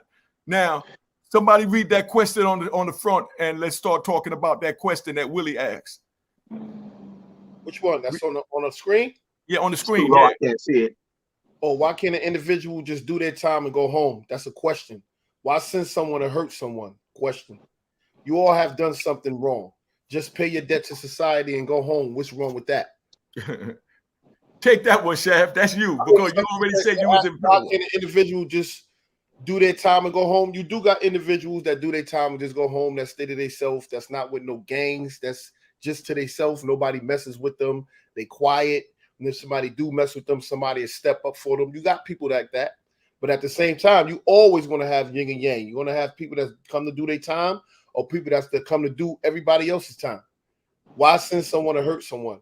Well, depending on what the circumstances are. If you in the gang, or even if you're not in the gang. Let's say if I'm not, and that's a gang over there. I don't fuck with gangs. So then now it's going to become a problem, because the gang going to think they can just do what they want to do. So now me and my people, the neutral, what is known in prison, they neutral, they're going to come together and going to have to smash you out. Or whether it's the Muslims, the 5%ers, whoever it is. So you can't just think you're going to go in there and just do your time and just come home. It's not going to happen like that. Let me say this, because he touched on something. Like, I was considered a neutral because I'm not in no gangs, and you know what I mean? I'm Jamaican, but you know, I don't go sit over at the Jamaican table all day, but I go tap in with my peoples. I'm from New York. I go tap in with the New York people. I'm Muslim, so I tap in with the Muslims, and I just do me. But at the end of the day now, if something happened with one of these different brothers that I'm tapping in, or a black person, and it involves another race, then everybody get involved, even us, what Shaft just, you know, labeled as neutrals.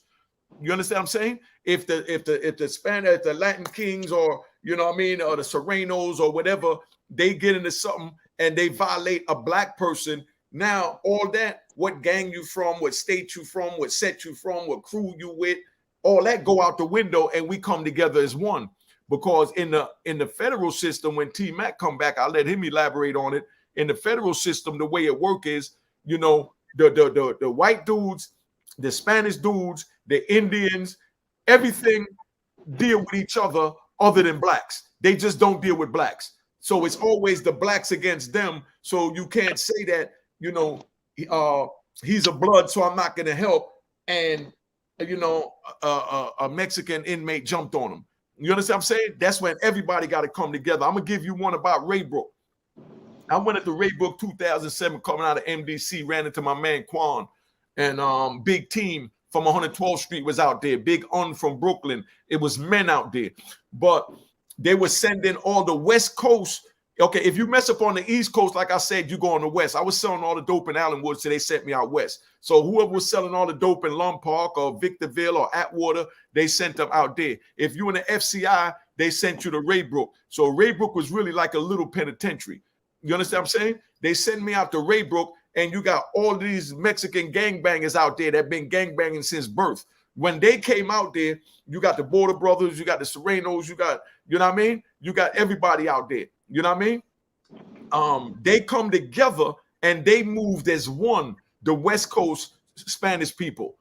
You know what I mean? You see T Mack agreeing with me. They move as one when they come out east. You understand? So that's why we needed men like Antone White, Lou Sims. So when they out west, they had to let the younger brothers know that forget the differences that you had on the East Coast. Now we're on the West Coast. We got to put that aside so we can survive because our numbers are small. So we can't make them smaller by saying he from New York. So, you know what I mean? I'm not going to help when I'm from DC or I'm from Baltimore, I'm from Philly or whatever. So we have to come together as one. The Mexicans already did that when they went out west. I'm on my way up to Raybrook and Quan telling me, yo, send a message to honor them when you get out there. They the big homies. Let them know they looking bad down there because the Spanish dudes is carrying the blacks. They had a joint where it was a Panamanian Muslim brother that you know, speaks Spanish fluently, but he was on his dean and he went to Juma every Friday and made salat with us and all of that. Now, he was pressing one of the Spanish dudes because he speaks Spanish that was weak and had the pack. The pack is the drugs. You understand? If you got the pack on the compound, the wolves is going to come because everybody's trying to eat and you can never give them enough. Whatever you give them is not enough. Let's get that straight. You know what I mean? So now he went at him as a wolf at the sheep. You understand? The sheep went and got his other little sheeps to come together. Dude standing up in the hallway in Raybrook where they got 3 microwaves, 1 in the middle and 2 on the end. Dude is in the middle microwave, 6 o'clock in the morning. Everybody sleep because it's an FCI. So dudes feel they can sleep. It's not like the pen. They got to be suited and booted like the story I told on Unique Mecca Audio with the Latin Kings and the Louisiana car when they crashed out. You know what I mean? So now 6 o'clock in the morning, everybody sleep. The dude was pressing, you know, the Panamanian was pressing the sheep. You know what I mean? The Mexican brother. So they went there and everybody put their coffee in early morning. And, you know what I mean? As soon as dude turned his back, they pulled out their coffee and threw it in his face. You know what I mean? It had magic shave in it. It had piss in it. It had shit in it. You understand what I'm saying? And it had coffee in it and water. So it was liquid. And it was boiling hot coming out the microwave. Dude, they threw it in dude's face on both ends because dude was bigger than them and they were scared of him. And then they grabbed him while he busy trying to scratch this hot shit and piss and magic shave off his face, screaming. They grabbed him, pulled him in the hallway, and they beat him like he stole something. And none of the brothers helped him because they was all asleep. You understand what I'm saying? And, you know, that started, you know, the beginning of a problem out there. You know what I mean? So now when I get there, that was after that. So I let them know how they looking down there because they talking about how they let them get away with that because then the Spanish dude went to Juma on that Friday and he talked to the Muslims and let them know those were some renegades that did that. They wasn't really with us and the Muslims took that. You understand what I'm saying? And a lot of brothers wasn't feeling it. But like you said, a lot of brothers was trying to go home. So now when that happens and he goes to the other side, now when I get up there, I let him know what it is. Now you got a New York brother that come down from Comstock doing his state time and winds up in the feds in Raybrook. So while he was in there, he aggressive dude, and they got him in a 8-man cell with the Mexican brothers because there was no room. And that's like the first step before you get your own room. So he's standing up in the doorway. He eating a tuna fish sandwich watching the Knicks game. And you know, you eat tuna, it falls out the bottom. So it fell on the ground, and the Spanish dude didn't really want him in the cell anyway. So they told him, come on, man. You know what I mean? Clean that up. And dude said, come on, man, I'm watching the game. Get out my face. I'll get it when I'm done. And dude had an issue. You understand what I'm saying? And from him doing that now, they said, okay, we're going to take care of him. They waited till they locked in. It was two dudes in there, one dude from D.C. and one dude from New York, the aggressive New York dude. At 3 o'clock, they do count in the morning. After the basketball game at 3 o'clock when they did the count, dude turned around and police walked by, and they went to whooping this dude and stabbing him and all of this. And the D.C. dude didn't do anything to help. You understand what I'm saying? At the time. Now, if Antoine White was there, he wouldn't go for that. You know what I mean? But this the way they handled it, equivalent to if Antoine White or Lou Sims was there. The next morning when they opened up the door, everybody got together, New York and D.C., and they said at 12 o'clock when they call mainline, that's chow, that's time to eat. When they call, you know, the move for mainline, that's when they open up all the doors and let everybody go down to eat at your leisure because it's a medium. So when they called that, all the blacks took off on anything that was named Mexicans in their unit and started stabbing them and rumbling.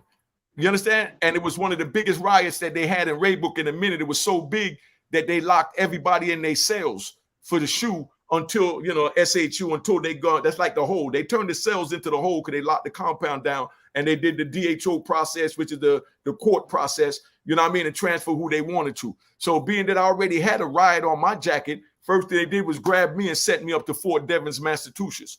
But the brothers stood strong and they fought them off. But it took a minute for them to understand what was going on, because it was like you got the Bloods from 155th, then you got the blood, a different set from 154th, a different set on 153rd, and they all on one Ave.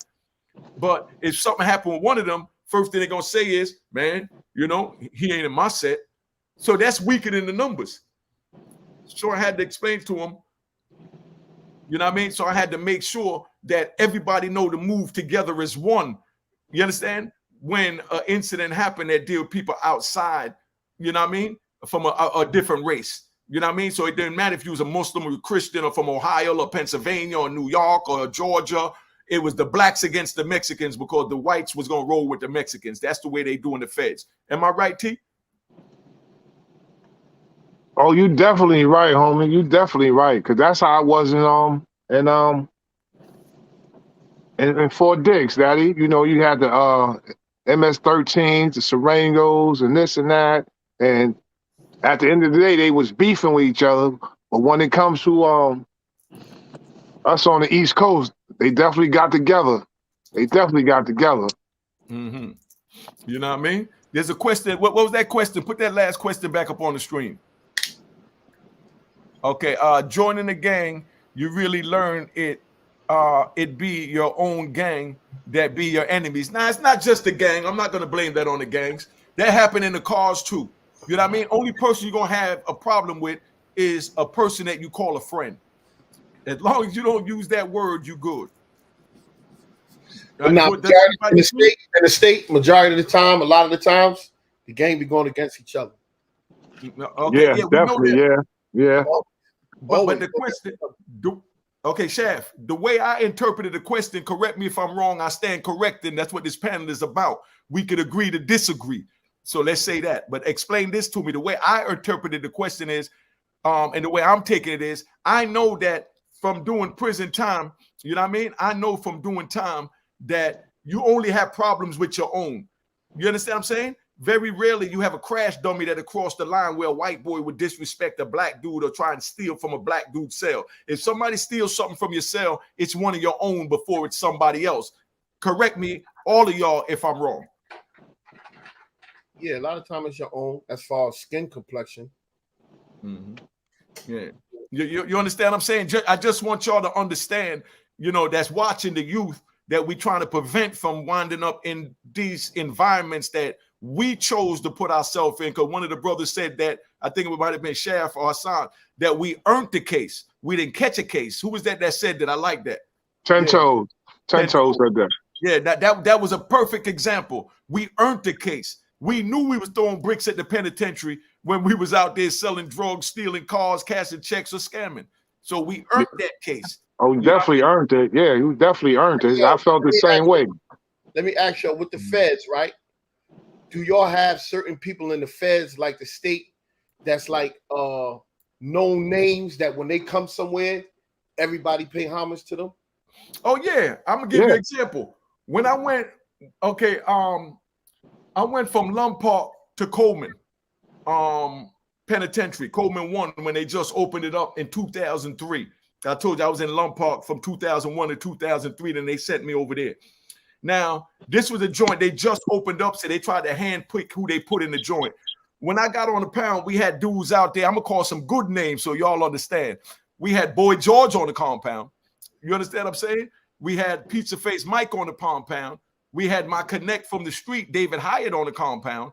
We had what's his name? The Haitian brother. He testified at my trial. Big Chuck. If y'all from Brooklyn, Laz, you ever heard of Chuck, the Haitian? Big Chuck? I think so. I think I heard that name before. Yeah, well, but he official. He got a brother named Franz. His name is Gene Oscar. You know what I mean? We got men out there on the compound. King Tut was on the compound. So we got D Nice, King Tut, we got Chuck, Pizza Face Mike, Boy George, David Hyatt. We had Shamik, we had Fat Manny. All this on one compound. You know what I mean? These are all brothers. That Fat Manny passed away, rest in peace. Shamik passed away, rest in peace. Shamik and Fat Manny, you from Brooklyn, brother. So I know you heard of the Unknown, the crew, the dope crew called the Unknown. Facts. Stamp on their package. Facts. Okay, that was Fat Manny, Shamik, True God. You understand what I'm saying? I mean, I just named 10 names that everybody's a kingpin and everybody's a god. You understand what I'm saying? So now, when you come on that compound, you got to show your paperwork that you're not hot. You understand what I'm saying? So now I go out to the yard just coming on the compound. Big shout out to True God. I think he home now. I ain't talked to him since he been home.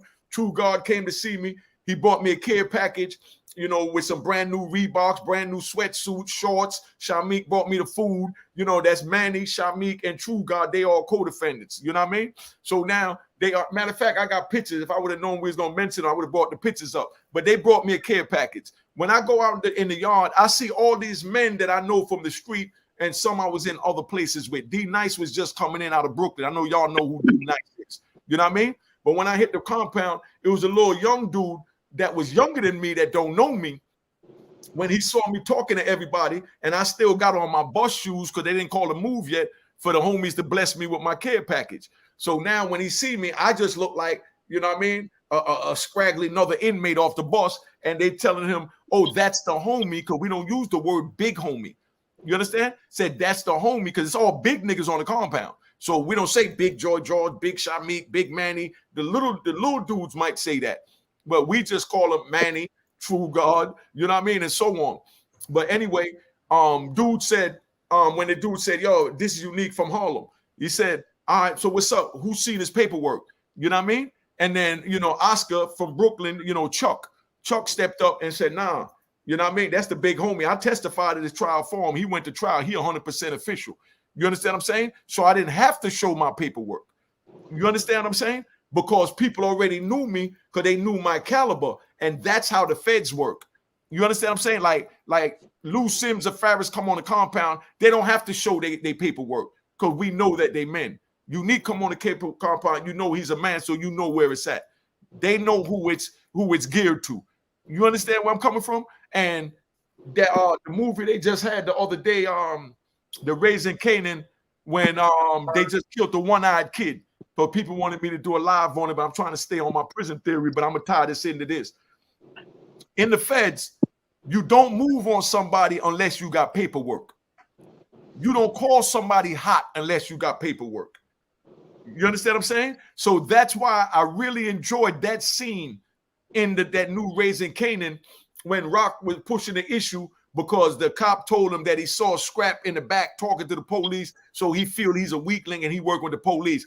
Nobody heard what Scrap said. So you don't know Scrap was telling them, you know what I mean, go suck the Frank stand or whatever. You know what I mean? Or get up out of here. You don't know what he was saying.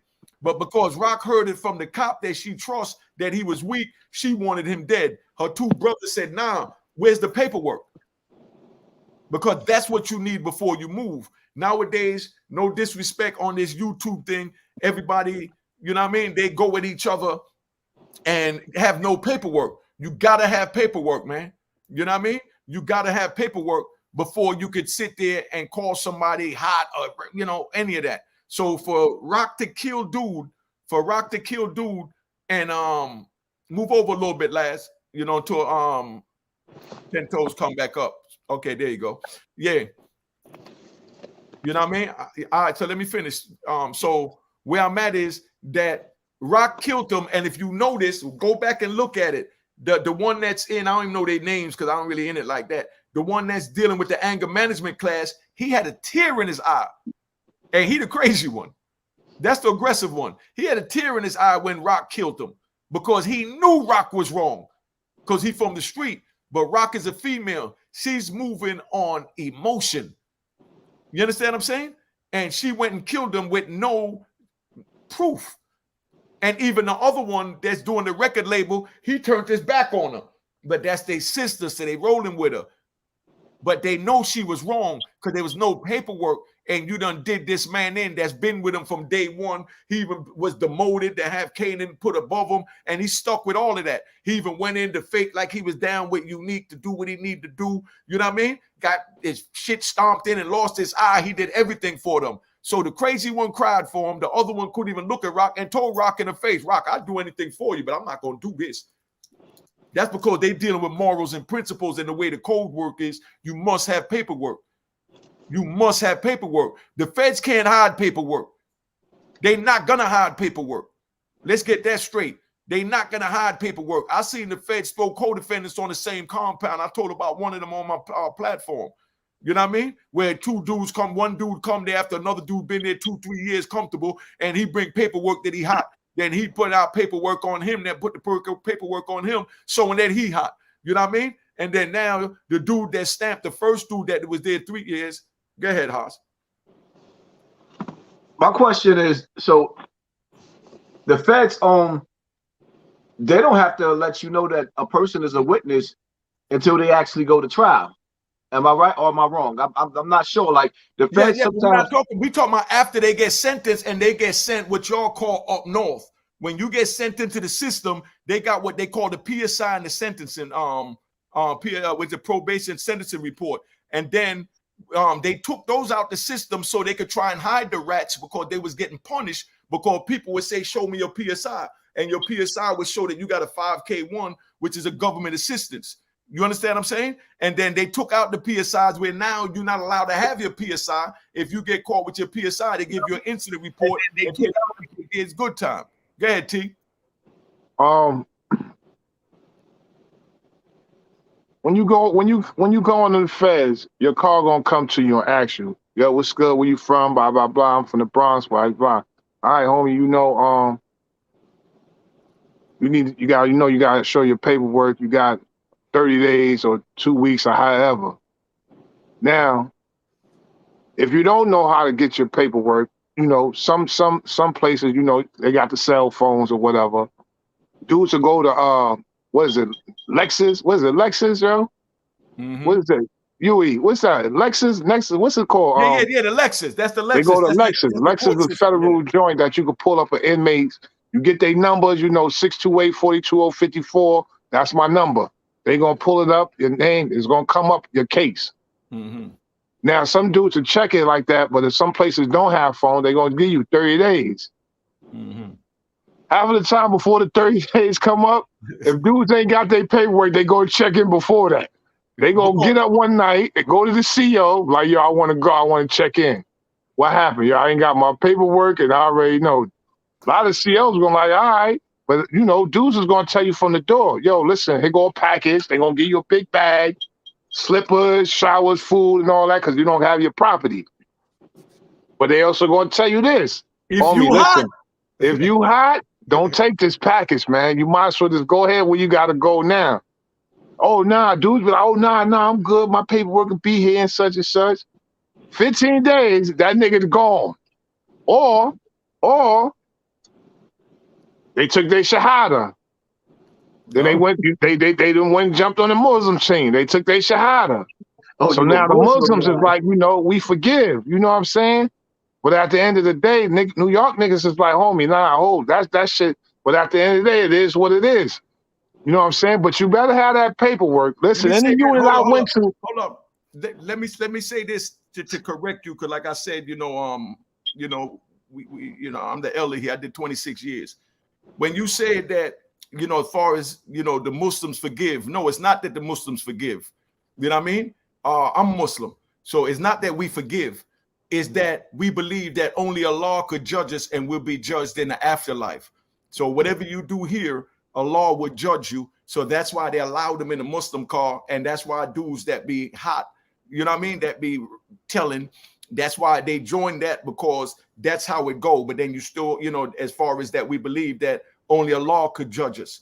You understand what I'm saying? That, that's between you and Allah. That's why I said, I don't agree with none of that telling shit. Let's get that straight. I'm gonna always say that. I don't agree with none of that. You understand what I'm saying? But if a man do it, stand on it, and know to stand on your side away from me.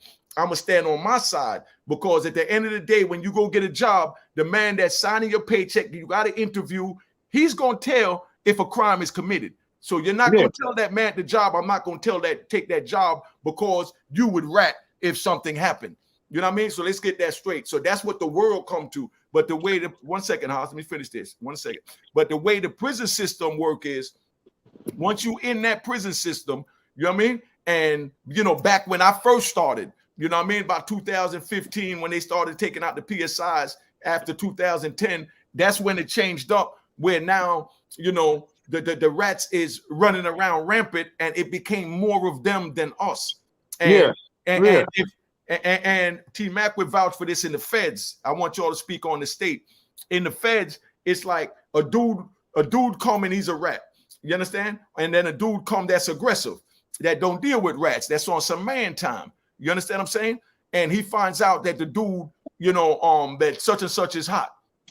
Once he find out that that person is hot, you understand what I'm saying? And he start talking like, yo, that nigga gotta go. He hot. I was in another jail with him. He did this, he did that. His co-defendant was there. Dude in Oklahoma told me when I was on my way here that he was here. He living comfortably as a rat, and he ain't supposed to be living. You understand what I'm saying? On the compound amongst the men. Once a dude opened his mouth, that's when somebody mentioned something about dropping a kite. That might have been St. Laz. You know what I mean? Where they drop a kite nowadays and say, yo, a dude is here, said he gonna check me in because I told, and his name is such and such. The police is gonna go middle of the night, open that man's cell up that was talking about doing something to the hot dude and lock him up. So that's what silenced, you know what I mean? The men that stood on my time, you know what I mean? From not saying nothing. And when we go to the yard, we in our corner. The men of honor is in our corner, and the other dudes is over here. We don't cross paths with them. We don't put them in our business, but we can live with them. So that's in a small environment like a prison with 1,500 inmates. But when you come out into the world, everything is mixed in. That's going to tell. And I come home to find on YouTube where people saying, if I get caught, I'm going to tell. I never phantom they would say no shit like that. And that's where I'm going to leave that. Go ahead, Hassan. My bad. Two things, right? One, I want the civilians, right? The villagers, the civilians. These rules do not apply to you. Exactly. If you see the young thug out there snatching a pocketbook, lock his ass up. Dial 911 and get him how they say, get him the F out of here. K-Shine, get him out. Those rules only apply to dudes that's committing crimes. Civilians should not have to live in fear of the niggardly shit that goes on in the community. Elderly women shouldn't be getting beat up. The good dudes that's working in McDonald's shouldn't have to be robbed for the McDonald's check. If somebody robbed you for your McDonald's check, dial 911. You ain't got to live in fear. You ain't no snitch. You are a civilian. The villagers don't have nothing to do with the criminals. We outside. We decide if I decide to get in the car and be the driver, and two dudes is in that car, they're about to do a robbery, and I say, hey, I know these niggas is about to do a robbery, and I'm with that, I go down with that ship. We all keep our mouth shut. Now, if you tell me, yo, go bring me over to Webster Projects real quick, and while I'm sitting in front of the store or out in front of the building, you go rob the store, and I'm working a job, and taking care of my family, I didn't know what they was doing, officer. You have the right to tell on them niggas. You are not a criminal. You are a civilian. You don't have to keep your mouth shut when niggas is doing niggerly shit. That's not your lane. So I would advise you young dudes out there now, people, places, and things. If you know dudes is living like that, that's not your lane. You give them that and you keep it moving. Because just like T-Mac said, you come on that block, you hang out with me, you take pictures with me, you going down with me in the feds. You reap what you sow. You know what time it is. You see what I'm saying? You don't play around with certain people and certain individuals if you know they live in a certain lifestyle, because when that ship sank, you're going to be just like Casanova 2 times. A dude that made it to the top of the game, and he got caught up because you got muscle. You got to keep the muscle around you. You're still down with the street dudes. So when you get caught up, you got to hold it down. BMP, hold it down. But if you are a civilian, you have a right to dial 911. You don't have to live by criminal rules. Let me give an example. Back in the day, I'm hustling on a block. There's an old lady in apartment 2B. Her apartment face over the front. Nosy B, that's what we called her back then. The Nosy B sitting there looking out the window, seeing everything, and got 911 on speed dial, and she called and telling everything. We knew that lady was telling. So we knew not to let her see what we was doing, because we know that she's not a criminal. And we know she's going to tell. You understand what I'm saying? And she's the one that's in charge of the neighborhood committee and so and whatever.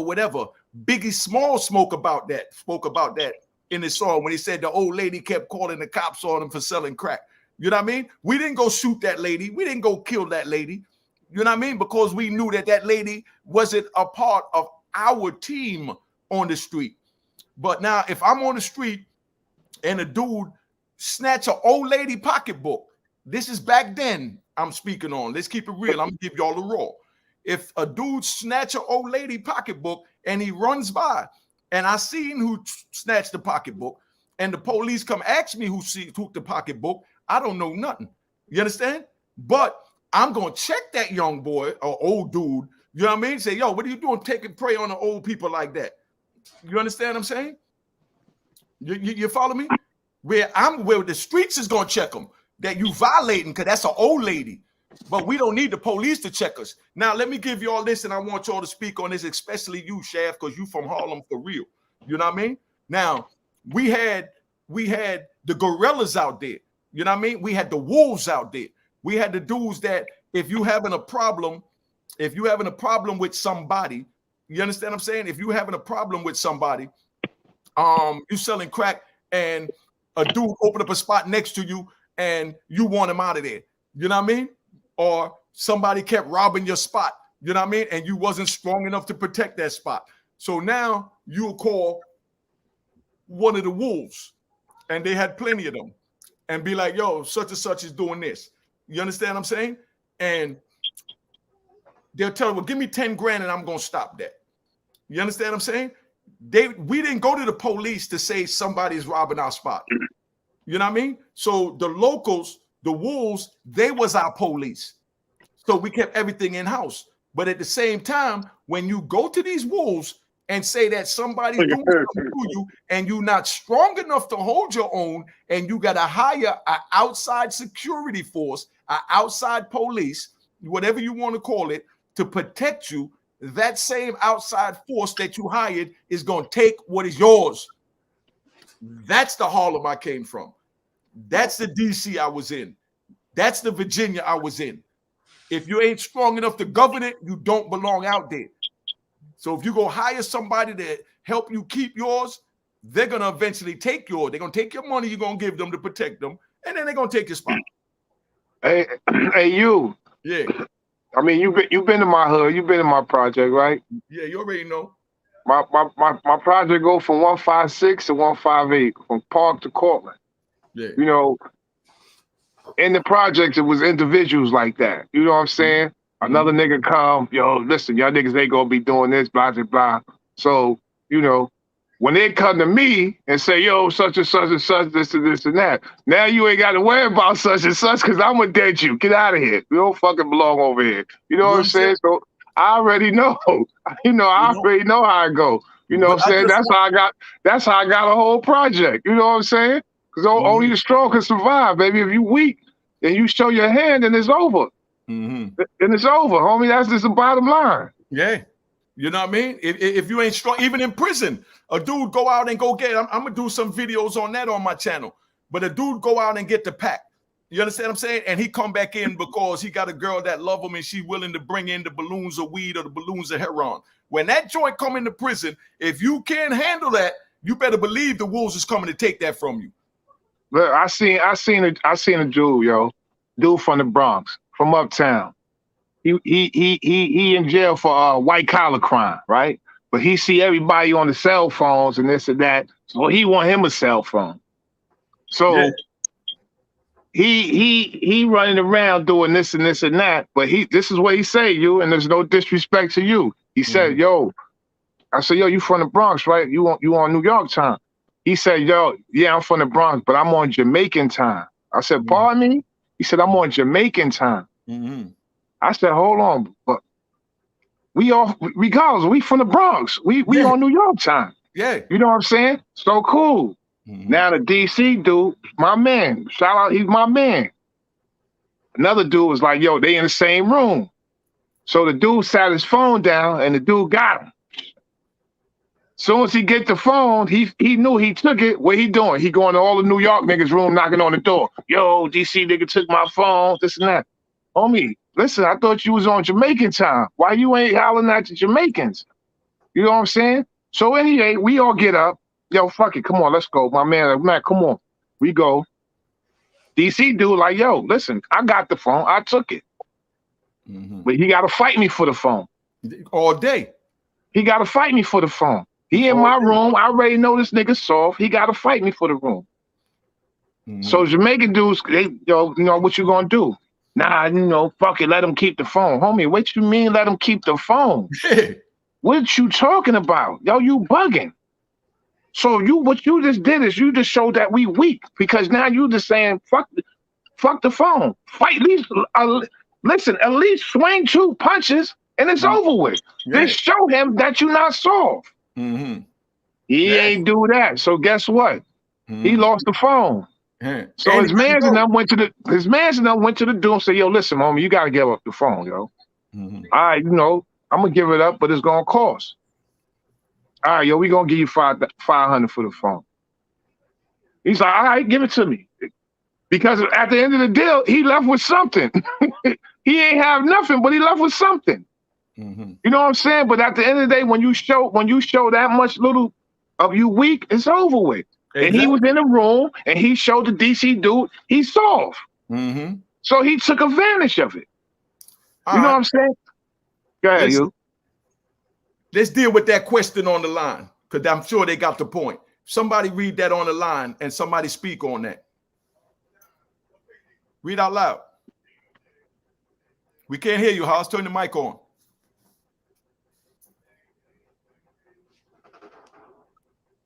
Yeah, I can't see it. It's too small. Okay. It says, after all, you hear me? If after all the brainstorming, no one is convinced to fix the problems in the neighborhoods, then who is saving the youth, the young generation? All right, let me jump out there on this and then y'all piggyback. I'm gonna give it to them raw. You understand what I'm saying? At the end of the day, if 2 of my brothers is beefing, you understand what I'm saying? If 2 of my brothers is beefing and they feel strongly about what they beefing about, and I step in and I talk to each one, you understand what I'm saying? And we trying to fix the problem. And at the end of my conversation, they say, man, screw that, you. I don't like that nigga. I'm trying to see him. I'm going to bow out and say, do you.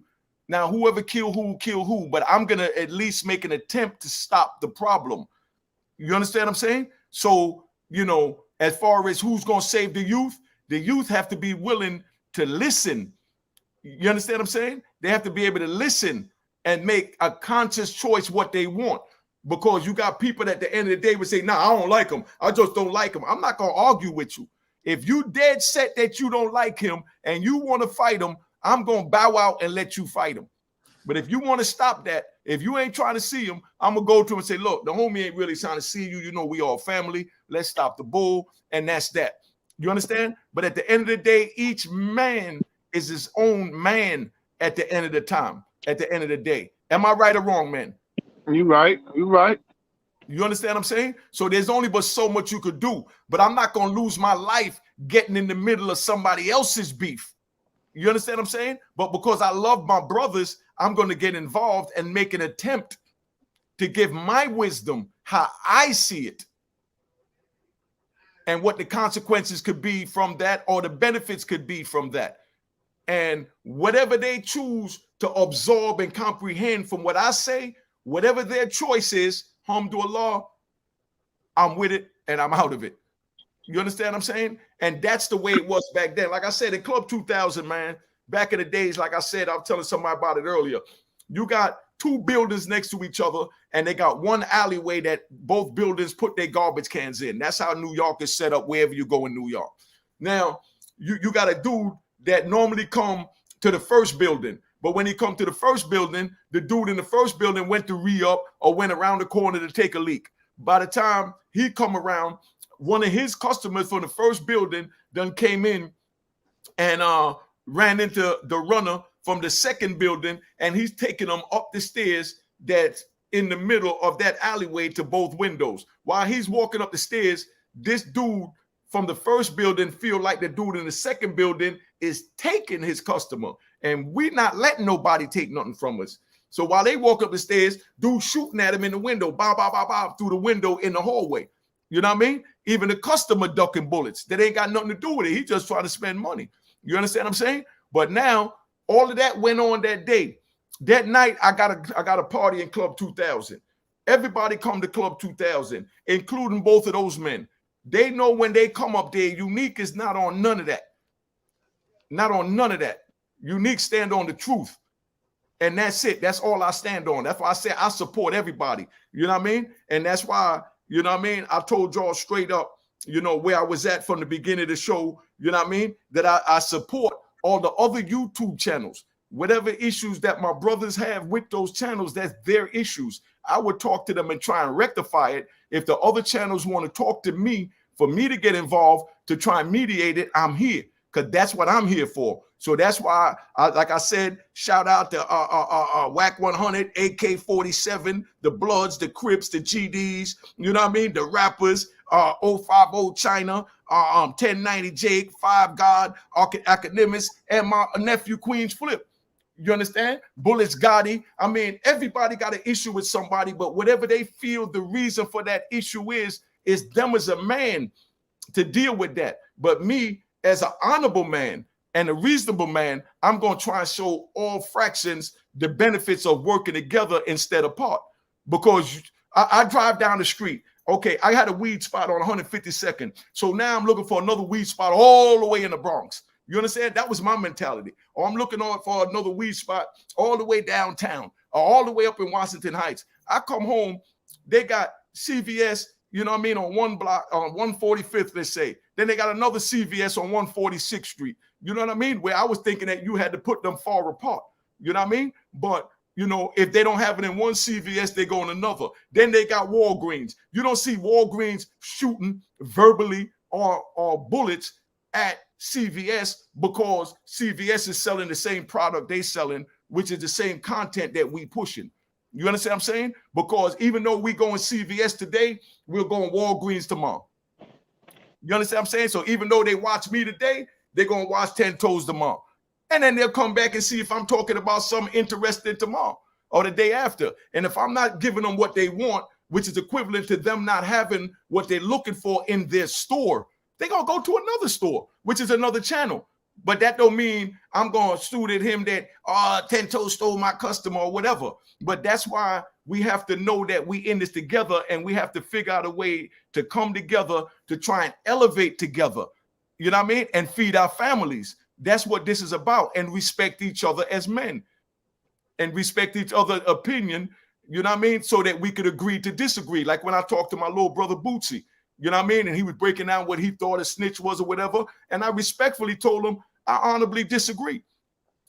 You understand? And then I spoke my opinion. And then it's up to him if he want to side with it, not side with it, or say, I'm still on my stance, but I'm going to leave it alone because we all family, but I still believe what I believe. I'm not going to get mad at him because he didn't agree with what I believe. Now, let's speak on the question up here. Please explain. I want one of y'all to answer this. Please explain to these set trip little cats about cars. Some of them might think they're going to have wheels. Somebody speak on that. What you get from that? Or would you like me to read it again? Because, you know, my reading is a little choppy. Please explain. Listen, man, this is my thing, right? Yeah. So I look at it like this. Like I was talking to Fat Charlie, right? You got a bag. Let's just say you got a bag. And in that bag, you got crime, you got drugs, you got rape, you got murder, you got snitching, you got all this shit in that bag. And then we got you, Unique. We're going to put you in this bag. But hold on, before I get in there, you got to tell me what snitching is. I don't tell you what it is. You learn it when you go inside that motherfucker.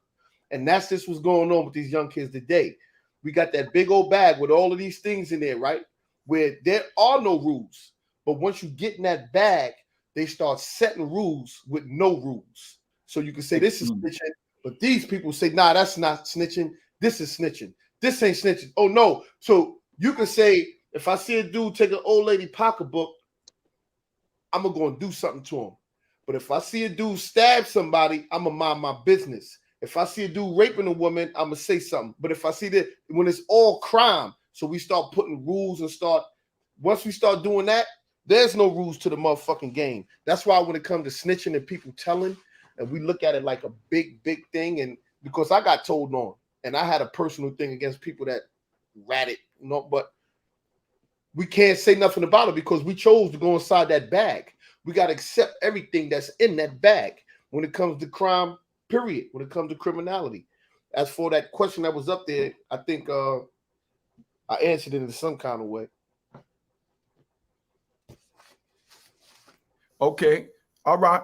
Now, Hassan, what you got to say about that, Hassan? Let's hear what you got to say. I don't want to be too long-winded, but what's the question again? I apologize. What was the question again? Put the question back up there. Well, explain to them, Shaft, what you was explaining because they can't find the question. The question was about cars. And I think they were talking about with y'all from the feds about being in the car. Yeah, that's what they talking about. They talking about cars, yo. The car got no wheels. Like some of these kids think they go get in the cars, but their car's not gonna have no wheels, so they're not gonna be able to roll and do the things that whatever. I don't know, but that's the fact. Yeah, because you might have some cars that ain't got no structure, so that car ain't gonna move nowhere and do things because I guess what they talking about, the car ain't gonna move with no wheels because the car's not into nothing. So I'm taking it as if the car ain't got no wheels on it, they ain't into nothing, they ain't doing nothing. You know what I'm saying? But most cars, well, I know our car, we move. You know what I'm saying? We had the structure. Shout out to my man, to my OG Spidey. You know what I'm saying? From Harlem. That was my, I'm gonna call him my big homie in jail because I always had the highest respect for Spidey, even on the streets. That was my dude. Him and my brother used to work out and do a lot of things together. You know what I'm saying? When things go on, and Spidey talked me out of a lot of stuff, getting into a lot of stuff in Fort Dix. You know what I'm saying? Because at the end of the day, I stay out the way, but I'm not running for no smoke. If it's smoke gonna come, I'm gonna go get it. Spidey used to come to my unit and get me. Like, yo, Mac, listen, man, that shit ain't worth it, man. Go home, do what you gotta do, man. Don't get into this other bullshit, man. That shit happened with them niggas. You let them niggas have, man. Stop going to handle shit for these niggas, man. You know what I'm saying? So some cars, if they a small car, they ain't got no wheels because they too small to roll. So they wheels ain't turning. You know what I'm saying? I mean, New York car, we gonna move. we gonna move no matter where we go, what state, we gonna move. Cause that's just us. Mm-hmm. Okay, Laz, you haven't said nothing in a minute. What do you have to say about all this that we've just said? Let me hear your opinion on something because I'm about to close it out. We've been on here long enough. But go ahead, lad. Give me your breakdown from a state point of view, you know what I mean, on everything that we said. Because I know I was a little long-winded, so I apologize, y'all. I just tried to keep the momentum going. But go ahead, lads. I mean, you know, in the state, it don't really function like that with the cars. You know, that's in the feds. In the state, you know, it's just boroughs and neighborhoods and gangs and stuff like that, man. So it's a little bit different. You feel what I'm saying? But you know, it's a lot of ins and outs with the New York State prison system. I haven't been in it in a long time. You feel me? But when something I was gonna mention before when we was talking about phones going straight out and all of that, it's crazy because you know I did an interview with a dude not too long ago that recently came home from doing 20 years, and he was telling me that in certain jails upstate, the phones is running like Rikers Island now because the system that they got in now is so cheap. You know, anybody could make a phone call now. Before, collect calls was dumb expensive. You feel what I'm saying? So nobody really was messing with the phones. But now them joints is so cheap. I heard, you know, it's blood phones, crip phones, Muslim phones up north now in certain spots. You feel me? That blew my mind when the dude told me that was going on in Franklin. Dudes fighting over the collect phone. All the spots, lads. All them shits. That's crazy, bro. That makes jail five times more problematic upstate. Hell yeah. I still go up there, and the phones is you got blood phone, neutral phone, crip phone, king phone. That's crazy. What? Yeah, that shit crazy, man. So you know, it's luckily I haven't been back to jail in a long time. No plan on going there. You feel what I'm saying? And you know, others can learn from the experiences and the mistakes of dudes like us. Yo, I got a question for the whole panel though, right? Can a criminal, any of us or any of you, come home, change your life, and do the right thing and live like a civilian and call yourself a civilian? Can you do that? Definitely. I mean, you know, I was saying that the other day, man, like we grown ass men. I mean, I'm pushing 50. You feel what I'm saying? It's like we can't keep those same ideals forever from when dudes was 15, 16, misguided in the streets, running around doing stupid stuff. Like when you get to a certain age, you gotta be able to abandon some of those criminal. Listen, this is the illest shit in the world, right? Being a criminal in the United States of America, it is only 7% of people of the population that really adhere to criminality. Like they criminals for life. This is what they into. They gonna forever sell drugs, do this, whatever. That's only 7% of the United States population. We already minorities. So when you become a black or Hispanic, you a minority already, and then you become a criminal, you in a double minority. And basically 7% of the if you only 7% of the thinking of this country, and 93% of people, they hate criminals and crime. They don't have no remorse for you. They could lock you up, kill you, death penalty. They don't care. But you only in that 7 percentile that really believes that, you know, it's okay to be a criminal.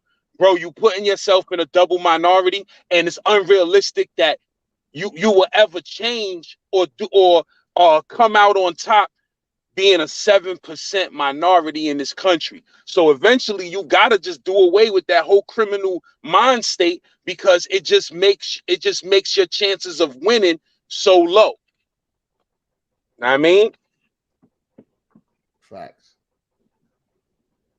So yeah, man. So you know, eventually the goal is, man, to, you know, find a way to get some bread that you ain't never got to be in the streets to get your bread.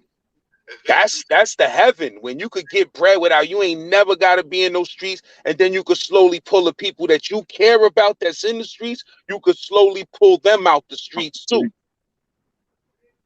See, that's real. That's real. That's definitely real. See, here's the thing for me, right? I've been living my life as a civilian. I'm a journalist right now. I'm a blogger. You know, I'm not selling drugs. I'm not in the streets like that. Every once in a while, I might go outside with my brothers or whatever the case may be. But see, there's a thing that with popularity, I have an energy that brings envy. So at any given time, somebody might decide to roll up, oh, I want to see what's in his pocket, so I'm going to test his gangster because he said he'd been to jail. So people, places, and things, being in the wrong environment, even in the corner store, I could decide to go, all right, I'm going to shoot over to Burnside and University. I'm going to go get me a Budweiser 10 o'clock at nighttime. That one trip to the store can turn me back into the real nigga and not the civilian no more. Because when it's on, it's on. I'm not standing up there dialing 911. I'm going to react right then and there. And that reaction could cause me to be in the penitentiary. Every action has a reaction. You know why you have a problem when you go to that store? Haas? Could you buy? Why would I have a problem when I go to the store? Because you buy Budweiser. That's why you buy the motherfucking Budweiser. Drink Budweiser. You going to buy them Budweisers? You buying the Budweiser? Who the fuck not going to? What you drinking the Budweiser for, Nick? Hey, but listen, I see it like this, and this goes for any of us. How I feel. It's just like what's going on right now, like how I said about the old ladies, these kids is doing this. These kids is not thinking, they just doing. They don't think, they just do. You know, 10, you might have on some nice shades or some. You might be getting some, getting something out the store, or even getting something out the chicken place or whatever. Nigga like, damn, I like them shades. So that right there is gonna have you like, if I'm gonna beat these little niggas up, or they gonna try me. But I'm damn sure ain't gonna let them beat me up. You know what I'm saying? Because at the end of the day, we are at a certain age, but at the end of the day, we still who we are. You know what I'm saying? We still who we are. And we damn sure not gonna back down at certain, especially if a nigga that's gonna walk up to you and try to do something to you. You know what I'm saying? So I mean, I put it the same way, like, I'm out the way. I don't want no smoke with nobody. I'm trying to live my life, man. I'm still enjoying my freedom. You know what I'm saying? But at the end of the day, I gotta stay on point. You know what I'm saying? Like old OG always tell me, stay on point so you don't gotta get on point. You know what I'm saying? So I always gotta watch my circle and watch what's going on around me. Because it can happen. You see what's going on, these little niggas on scooters, they riding around masked up, pulling right up on you. Mm-hmm. Yeah. Yo, Poppy, let me get that right there real quick. Mm-hmm. I don't think dudes understand, like, the Bronx is different. These little niggas, I was mad at the mayor until I just seen the last video where them little dudes really rolled up on the block.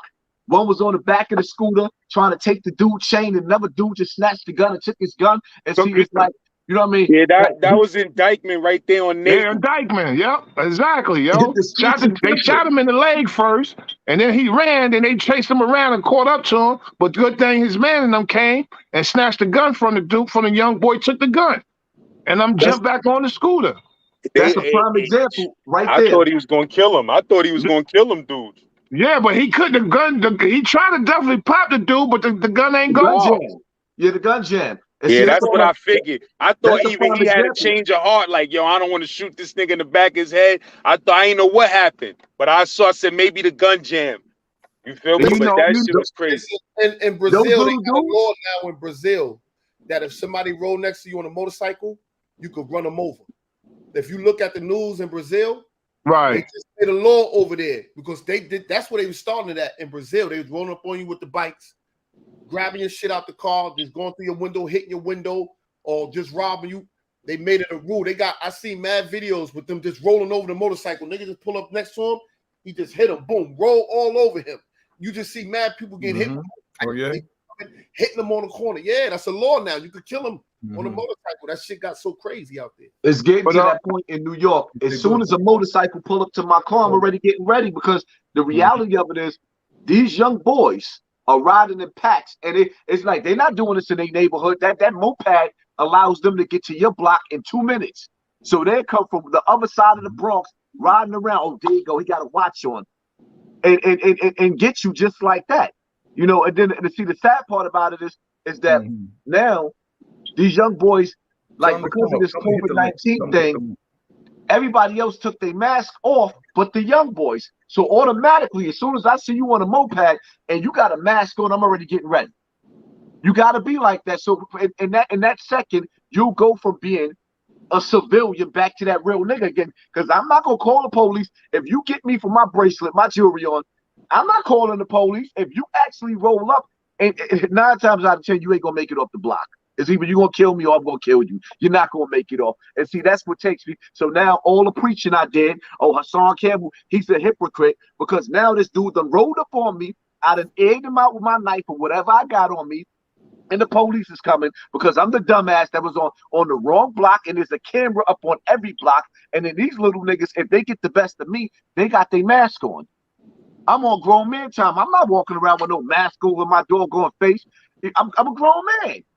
But these young boys, it's like you done dangled a bunch of candy in front of them where they actually got a scooter, they got a gun, and they got a mask. Why wouldn't you commit a robbery? Okay, let me say this. I'm glad you said that. When I first came home, I was driving and I pulled over there by West Side Highway by 181st Street before you go on to Henry Hudson. And, you know, right before, you know, it was a stoplight right there. So right before the stoplight, I pull over. And when I pull over, it's like cars is coming down and they're slowing down, but they're slowing down towards the stoplight, but they're coming too close to me. So as they coming, I'm looking out the window and the person with me is telling me that I'm being paranoid. You understand what I'm saying? And I'm explaining to them, no, I'm staying alive. You understand what I'm saying? If a person get too close to me, I'm going to look. I don't care what my name is, what status I got, because you always got clout chasers. You understand what I'm saying? So they telling me I'm paranoid because I'm always, you know what I mean? You know, watching my surroundings. You understand what I'm saying? But now I'm going to tap off of that. I want y'all to answer this question. My brother said, hey, Mecca Audio, I'm a young black correction officer. Is there anything you can tell me to be a better officer?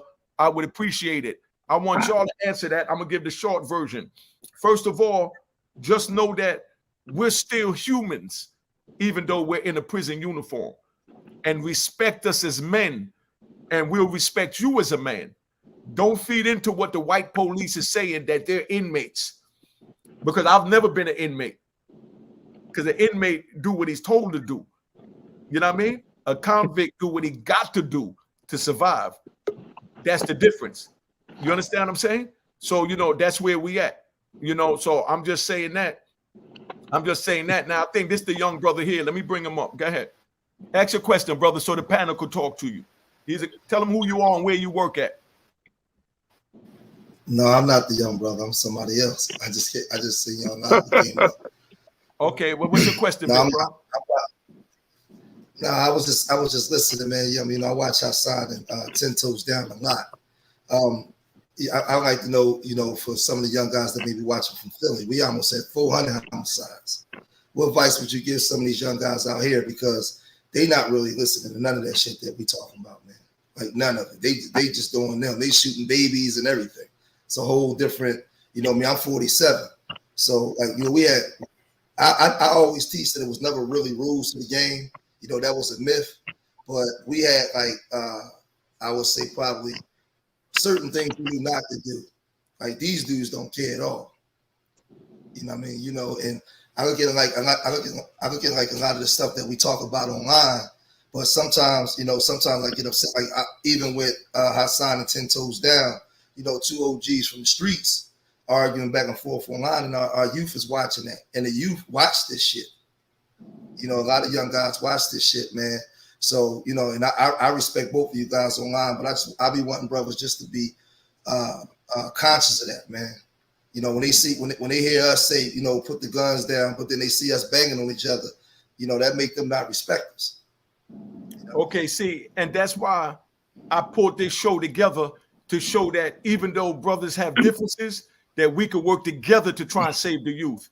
because this is bigger than our differences, because our differences is personal, but our youth, that's our environment. And if we don't teach them, it'll be one of them to run us over with a car, try and snatch our chain while we driving in the corner and they pull up on a bike and so on and so on. So, I mean, these brothers, whatever the issues that they have their own reasons for that. And that's why I fall back from it. I let them know that I don't agree with it. But at the end of the day, I don't try and force anybody to do anything. And I love the fact that they both respected me enough and the youth enough and the movement enough to come up here and talk to them. Now, I would like both of y'all to answer this, brother, because he don't even know who I am, so he don't even know my channel. So he want to hear from you, OG. I know who you are. I know who you are. I watch it. I watch everybody.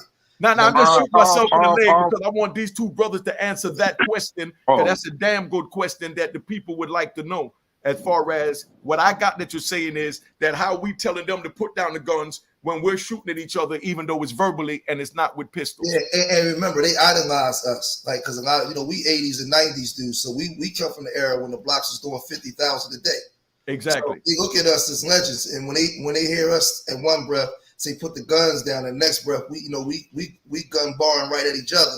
I mean, it fucks us up, man. I mean, it makes it waters the shit down.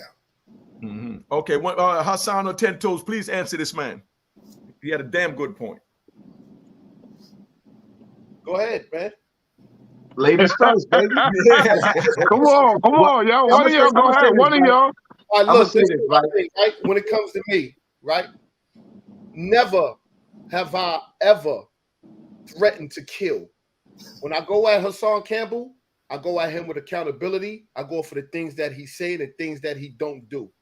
Whenever I'm talking about him, I talk about fucking him up, getting physical, taking it back in the days, throwing the gloves on. I always let the youth and stress the fact that, you know what? This is how it should be done. If we're going to argue and disagree, we can even fight. I fight with my brother. I fight with my family. I'll fight with them little young motherfuckers in the street just to show you this is how it's done and we could walk away and live another day. Never have I threatened. So then when I look at it, I say that he threatened me 1,000 times. He's going to shoot me. He's going to kill me. I still don't come back and say, I'm going to kill you. I don't never do that. I always keep it. You're going to kill me? Okay, I'll fuck you up. I want to keep it like that because I want kids to know and just the world to know that I'm not on that time. I already did 21 years. I already did killing already. I already know what the end result of it is. And I also know what it is to throw my hands up and fight, because after the fight, I feel good. I let off some steam. I let off some energy. And whether you won or lost, just by that, you won. Yeah, and we can hug and walk away and live another day. That's the same thing with boxers, period. In boxing, when they promote it, they talking shit. They going back and forth. And at the end of the day, they boxing, they fighting, and that they hug at the end. You know what I'm saying? And that's what it is. So we're gonna make sure that you and Hassan eventually give each other a hug and put this behind us. And that's what my mission is. Now, Hassan, give us a respectable answer to what the brother said, because he watched both of y'all, and these are the people that gives us the views, and you know what I mean, and spread the word. So what do you have to say about that? Thank you, 10 Toes. Well, see, it's like the young boys got to understand something, right? This is the internet.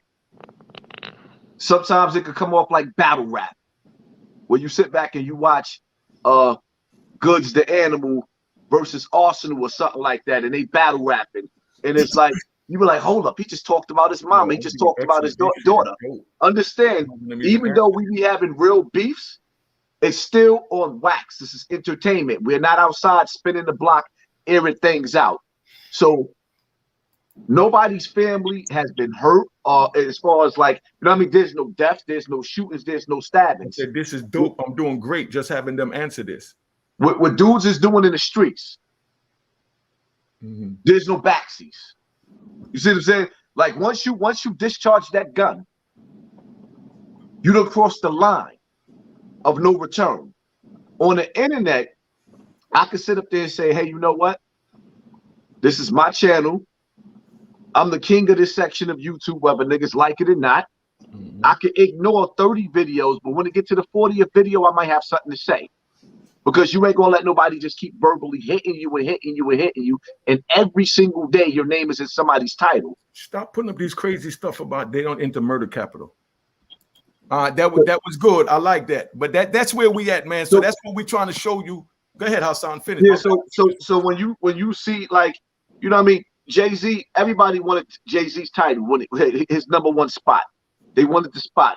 I'm the Hov, I'm Nas, I'm the Biggie of this shit. You know what I mean? So it's gonna be confusion. It's gonna be diss videos. It's never gonna stop. Now, my whole thing is for anybody that's an up and coming YouTuber that's really, really trying to make it, I would give you the advice on ignoring people. Sometimes I can't. I just gotta be pig-headed. But I would for the up and coming dudes, I'm gonna tell you to ignore them, because once you put something on the internet, you can't take it back. And what I've learned about being on this internet, you got dudes that I personally feel like that's government agents that's assigned to anybody that has a little bit of sense.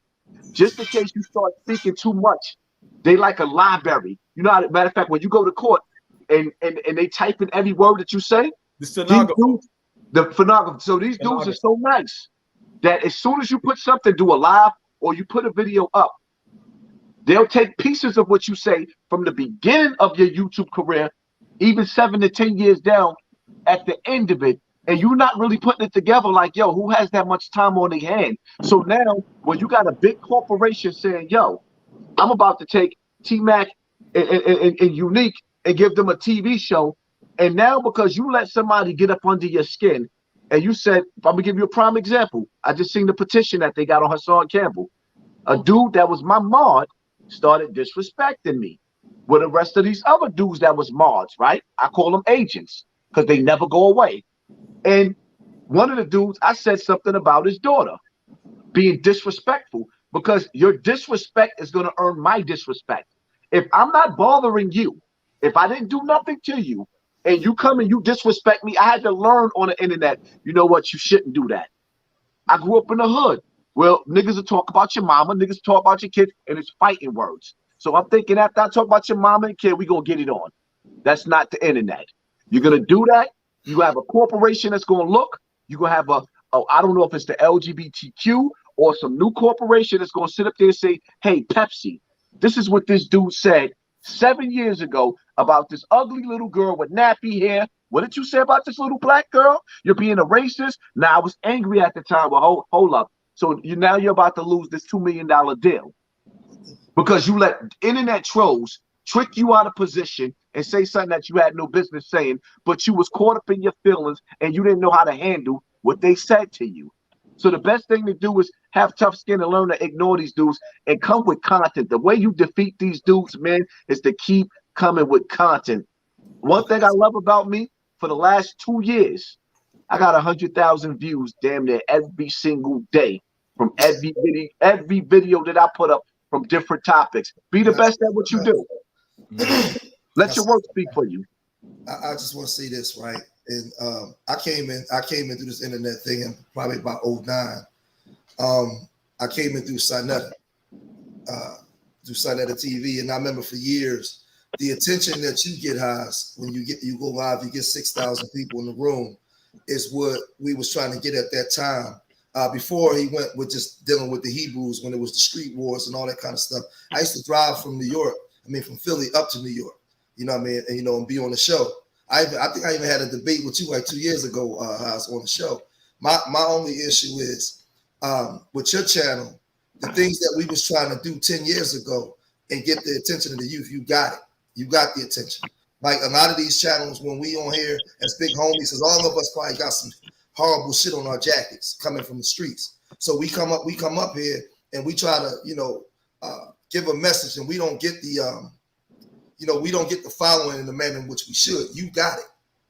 So, but you got it and not really on no hotep shit. Like you got it where you talking. So we got a responsibility, like a serious responsibility, because now you know how hard it is to get these little motherfuckers' attention.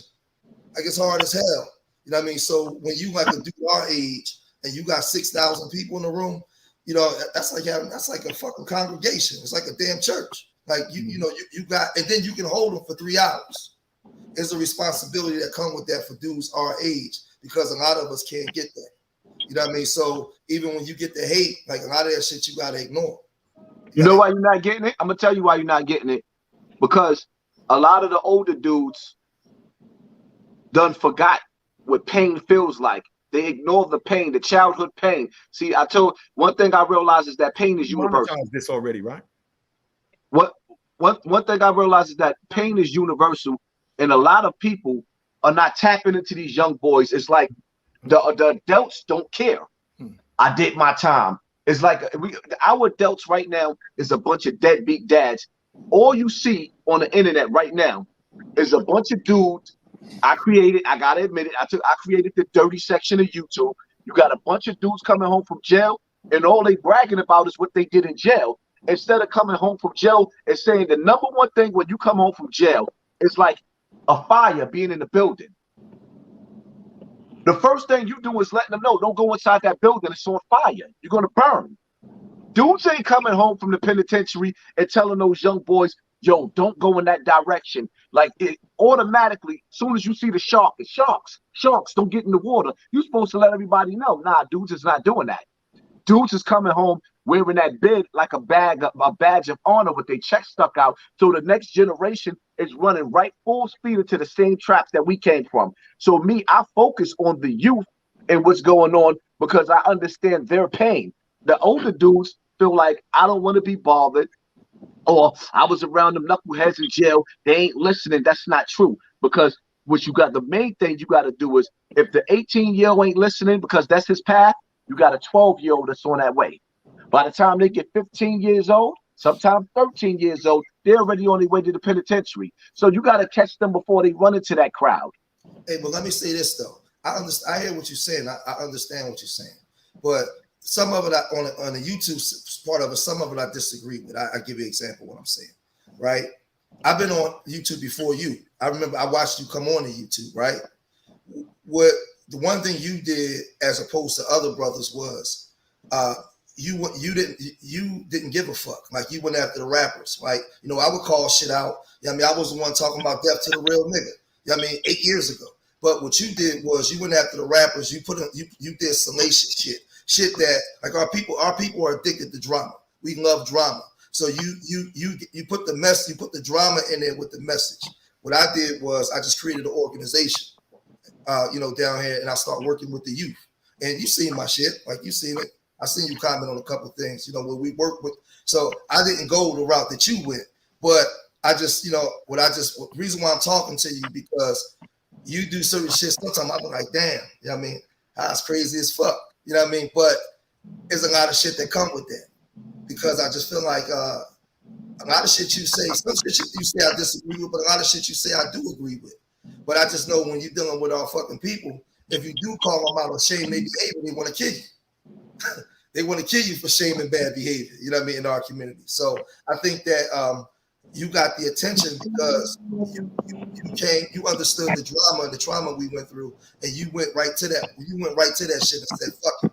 You know what I mean? And I just think that you're willing to do, I think we all willing to do a job, because I work with kids every day, but you willing to go the extra mile, but there's a lot of shit that come with that. There's a lot of other shit that come with that from the streets. Because you know what it is? With me, right? I'm not nobody's groupie. And in the music industry, there's a lot of sucker shit.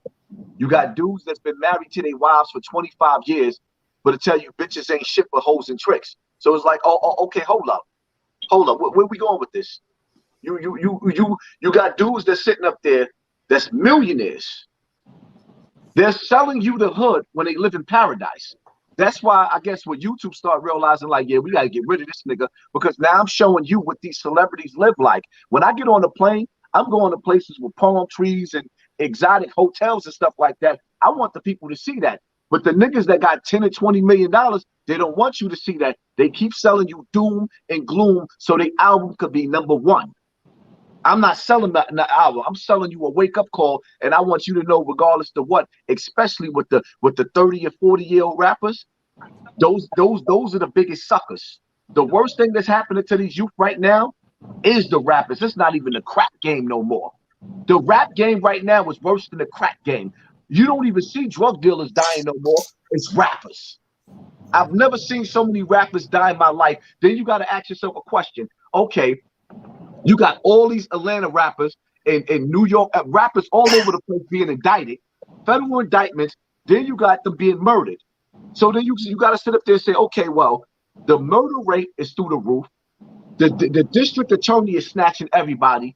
Where's all the OG rappers at to sit up there and say, yo, that for the next 3 days, 5 days, stop the violence, hashtag Instagram, Facebook, YouTube. They're not doing it. You know why? But they're not going to speak on it because for me, I'll say this. I don't think it's the rap at all. I'm going to tell you why. Hear what I'm saying. It's the culture in our community where we come from. These young rappers come from the Bronx. They come from Philly. Way before rap music, we was killing each other. Before drill music, 1991, we was blowing each other's head off. New York was on fire in 1990, 91. With the Bronx had like 600 homicides. There was no drill music. That's what I'm saying. The music is a part of the culture we come from, where the kids are telling a story. When we was growing up, just think about it though, Tim. Think about it, Unique. Imagine if we had social media 30 years ago. The way we was, all the money we was getting, all the guns and the hoes and all that stuff that we had, right? It's the culture that we come from. We need a culture shift. There's a paradigm shift that needs to happen in the community, because now they done gave these kids YouTube where you could just make up some type of stupid rap, put it online, and then you can get a buzz. So now, back in the day, the gangsters didn't rap. They funded the music industry. They wasn't rappers. Nowadays, these young kids that's gangbanging is rapping, but they was gangbanging and stuff before they was rapping. So what I'm saying is, if you want the music to shift, you got to shift the culture. In the 70s, here in 1974, we had 575 homicides. There was no rap. It's a deaf culture, real nigga deaf culture in our community that we gotta eradicate. All of us been in them feds and them penitentiaries way before we fuck that music. We was already banging. So, like I said, we celebrated, we normalized the deaf culture in our community, and then the music is part of that deaf culture. All right, let me say this real quick. So, what you're missing out on, right, is that in today's time, with the drill music dissing the dead, you go to the studio, you put your lyrics down, you disrespect somebody's dead family member that just got murdered. They ain't even in the grave yet. You put the video up on streaming platforms. The algorithm takes that video and put it to the top of YouTube and these other platforms. Then they give you a check. Your first check for that video is $10,000 for that video that you just got. So now what you're doing is you're funding a new deaf culture called drill music. This is why when you see these young boys, right, it is the music. When you see these young boys, right, let me take you to school or something. When they say R&B is dead, it's not just that R&B is dead. Bad Boy as a label is dead. Death Row is dead. All of the labels have been killed off. So now nobody has to really take accountability, because these kids could put their music on the streaming platform, diss the dead, and die 2 days later with the $10,000 in their video. But let me ask you a question. Hold up, gentlemen. Hold up. 1 second, gentlemen. 1 second. I want to be fair and give everybody a chance to speak. And I love this because this is showing, old Harlem, as I would say. Meaning, we all could come together to agree to disagree, but be respectful at the same time. We got Ashley Alexander down there and Steve Butler. Now, I hope when I bring them up, they're going to be respectful and we're going to continue this in a positive manner. But I want to give a big shout out, and I want everybody to know that, I hope my sister monetized this, because I want this to get to everyone. I want this in the algorithm. This is a beautiful program, and I'm enjoying it just to see, and for y'all to see how these two brothers could care about the people, the youth, enough to come together and put their differences aside to be able to give these, intelligent answers and respectful answers. You understand what I'm saying? Now, I would like to bring Ashley up to see what she's saying. Hold up, Steve Butler. I see you down there. All right, we're going to bring one at a time, big bro. All right. Come on, Ashley. Let's see what you got to say. I was just listening from afar. I wasn't trying to get in the conversation. I'm all the way down from Houston, Texas. So we talking about the drill music, though, right? Mm-hmm. I don't necessarily agree with it. I just feel like it's such a different culture and sound than growing. I'm 34, so it's kind of like I can kind of get the best of both worlds. Like I understand the drill music and the trap sound, but I also like the real hip hop that I felt, had a real message. And I'm not saying it wasn't violence and everything back then, I think that's something beyond the music, but I do feel like the music today, it definitely sends out, it's a message to it. And these kids are taking it seriously. It ain't just like old hip hop, like, we just dance and have fun. No, this drill music, this trap music, it sends a message out. It starts wars between these young black men in the streets, and it's serious. So, I don't know. I don't necessarily agree with it, but I wasn't prepared to speak, but that's just my opinion on it. I have a 14-year-old. I don't necessarily like her listening to it, but she just was telling me about, if y'all know these drill rappers called Osama. They're from Sugar Hill. Little Osama. And what she know about Sugar Hill way in Houston, Texas, but she's like, oh, they from Sugar Hill, New York. And one of the little boys is her age and he got stabbed. So it's like, it's more to it. I don't know what's in the music, but it is more to it. So I was like, I don't know if I would want my daughter listening to it, or I would take her to a concert to support that. Okay, Ashley, let me say this. You 34. Mm-hmm. I'm 58 years old. I've been in New York since rap began with Kool Herc and Cedar Park, T Connection, X's Garage, Stardust Ballroom. You understand what I'm saying? And I watched Sugar Hill came out. I'm from out in Jersey where Leland Robinson, big shout out to Leland Robinson and Sugar Hill Gang, where the first rap record came out that went out on a major platform that had major distribution, right? I watched hip hop from back then all the way to where Public Enemy came in, Rakim came in. Yeah, y'all make sure you hit the like button, because that's why I want this monetized, so that this could get out, so that as many people as possible could hear this, because this is positive wisdom. But I'm saying this to say that I watched the Black Power movement come in, when instead of where we took off the big rope chains from the Eric B. and Rakim days to put on the Black Power medallions and things like that. Then it crossed over into Kwame with the polka dots and such and such. And then it crossed over into, like somebody said earlier, talk about Snoop Dogg again. Nothing against Snoop Dogg, I love him. When his first album came out is when I got locked up in 93, and I was out here to buy the first album. I never heard nothing else after that. But I love Snoop Dogg. I love Death Row. But now I'm saying that to say, when I was on the street, the same way you said you don't agree with the drill music, you know what I mean? Which you're entitled to.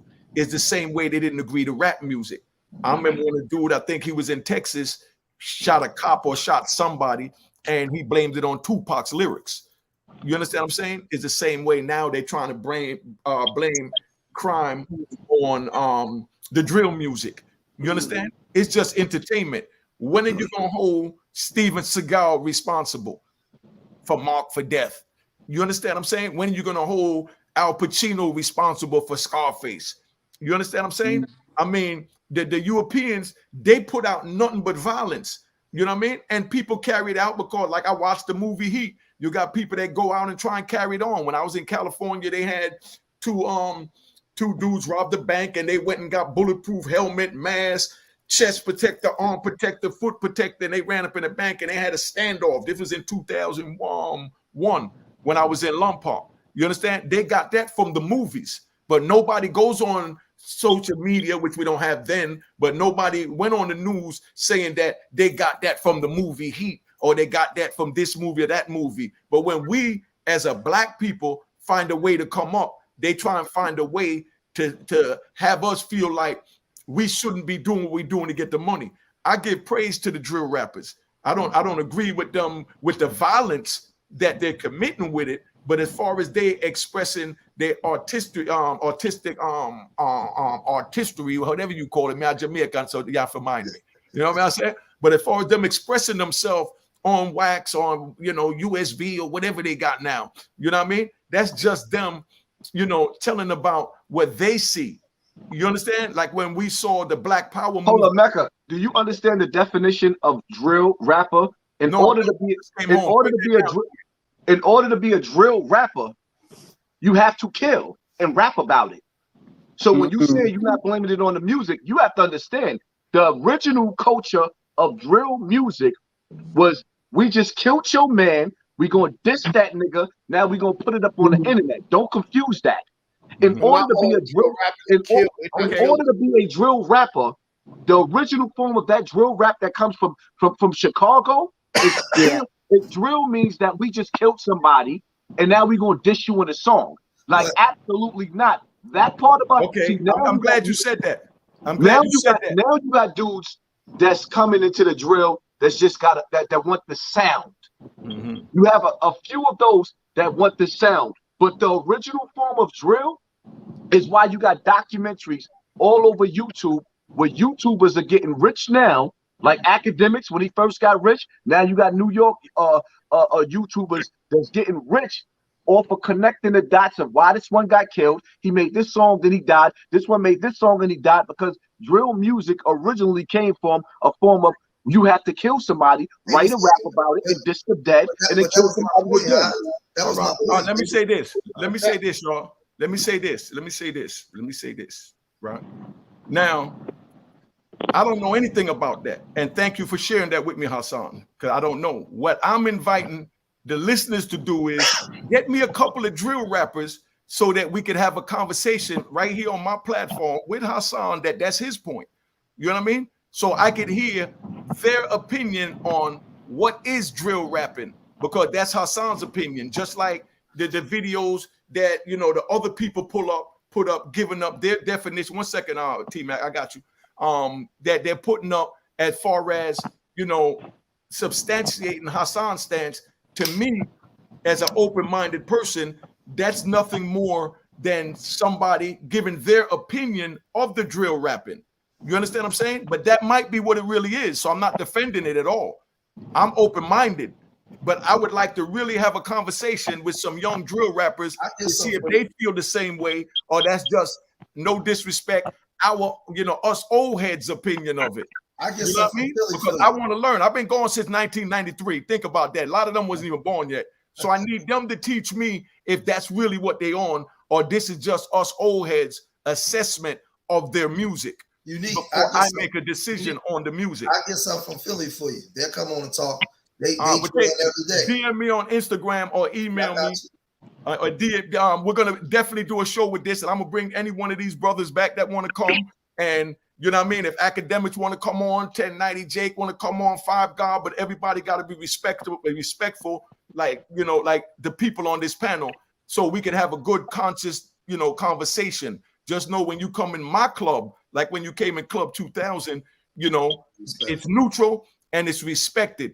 You know what I mean? And your opinion is welcome, because the First Amendment is the freedom, the right to free speech, and YouTube is not blocking them for making these drill rapping music. So that's why I want to hear from them if that's what it's really about.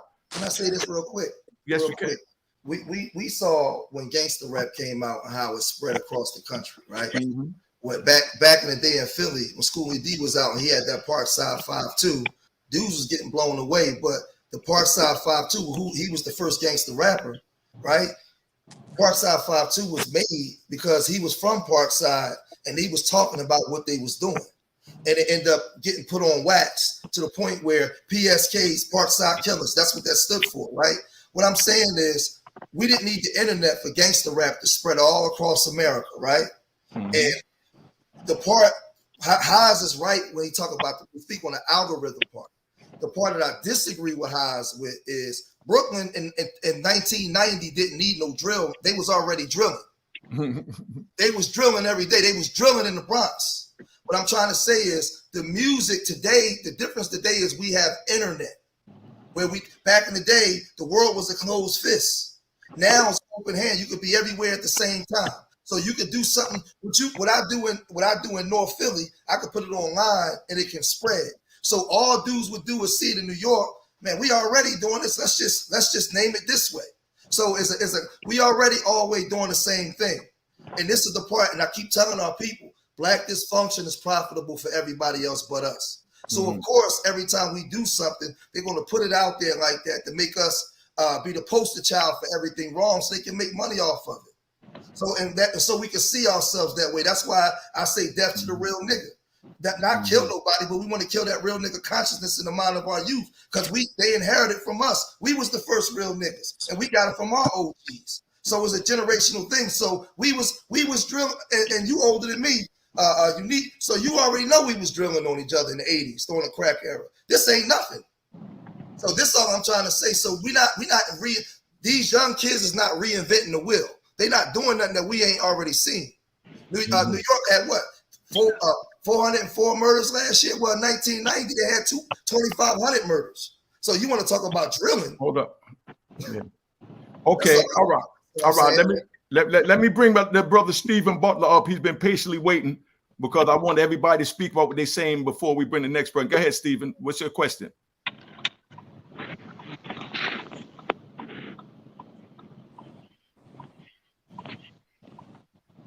His mic messed up.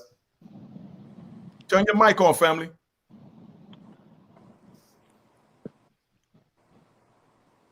Until you get that right. Go ahead, let the other brother speak. I was with him the other night. Good brother. Q Butter. Yo, what's good, beloved? What it look like? Yeah, I saw the family on here. I love what you're doing, Unique. Thank you, family. Yeah, I love what you're doing, beloved. Yeah, you got everybody together. That's what I'm talking about, man. You supposed to come to Philly, man. I was waiting for you. Yo, bro, I ain't gonna lie. I did that trip with the kids to the college. We took 15 kids, like 70 kids from Brownsville to Morgan State. And we got this crazy establishment, but I've been working on the curriculum every day, man. So you know what I'm saying? That's one of my legendary works. You know, we getting older. I ain't up there with y'all, but I'm getting older and shit. So I want to make sure what I'm building is solid and stuff. So you know what I mean? A lot of people done talked and built some stuff, but that shit don't weather the way over time quickly. So I want to make sure everything I'm doing is official. You feel me? So what's your question, big bro? No, I saw the connect on the family and stuff. I saw my brother George Macon. I saw 10 Toes. You know, I saw High. So I saw the stream y'all link. So whatever the bill is, I'm with the connect. So that was what it was right there. That was all me. Right. Where was that? Because you young. How old are you? I just hit 41. Okay, so you're still young. I'm just coming home after 26 years. So I'm just hearing this drill music. You know what I mean? I myself don't really care for it. You know what I mean? But I don't have anything negative to say about it. It's just not appealing to me. Now I like those Chicago rappers with the Lil Durk and Polo G, because they telling those gangster stories that I could relate to. Right. That's why I like them. I'm just speaking for Unique Mecca Audio right now. You know what I mean? But I just invited them, if they know any young drill rappers that would like to get on here so we could build with them sensibly, you know what I mean, to see why they doing it. Because Hassan said something. He said that they do it because you have to kill and they have to do this and that to get it. You know what I mean? I ain't gonna say that. I recorded the biggest drill song out of New York City. Yeah. Big Drip. You know what I mean? He say Q in the beginning. He recorded it right in the room over there. Shout out my little brother Favi. 800 Far Inside. It's just a sound. You know, and the young boys got a sound. Like, y'all older, so when hip-hop first started, it was a sound for the younger cats. The old church heads didn't understand it. When gangster rap came out, I remember when Wu-Tang came out, my whole everything changed. My whole world changed when Wu-Tang came out, bro. Like, I mean, Redman, I used to wear my hat with the Scully, hair poking out the side, fatigues, you know what I'm saying? I had to have that look. So the young boys, like my man, shout out to Bino, 800 Far Inside, he was just here, and he was showing me videos from Little Durk from when he first popped. I'm talking about when Little Durk was like 14, 15 years old. I didn't even know this dude existed at that time. He had millions of views, hundreds of thousands of views at that time, and they was already listening to it. They was listening to, what's the other brother, Chief Keef. Chief Keef went viral, I think, at 12? He went viral early. And I never even heard his first 4 or 5 songs. I guarantee most of us don't even know. That was only for 15-year-olds at that time. Only 15-year-olds at that time know that music. So the drill sound right now is for that generation. You know what I mean? The way it got popped out, the way it jumped off, the sound, it really is just about a younger generation. Not everything about the sound involves killing, but it also is a reflection of somebody, like they said, their experience. And the internet is carrying the experiences right now. You know what I mean? So it's not like you got to go to the radio to air somebody out. It's like, nah, we just stomped your man out. I'm gonna make a song about it, and then boom. Like, look, Pop Smoke was my student when he first got on. When he got snuffed, he was one of my student. Did that? The one of the kids that did that got killed in 2000. The son that did that got killed. Damn, son, he got killed by police in like 2018 or something like that. You know what I mean? Like the circles is small and how the interactions go. You might have gotten herbed one day and then you blew up off of that. The way the internet works is different now. You see what I mean? And so the music reflects that. And it always has. Look at Rod Diggs. I recall we did Rod Diggs. Y'all know Rod Diggs. He got what, 200 years. The video he got all those years for, we shot that video. I told in my mind, I'm like, yo, Rod, why would you put this in a song? Like, this is a certain element you don't put in the music. You see what I mean? And that's so we can't really just hold the kids. It's that's the culture. And young, you know what's unfair, unique? Okay, this I'm gonna say. I love your content, and I love what you just brought to this. But this was about prison.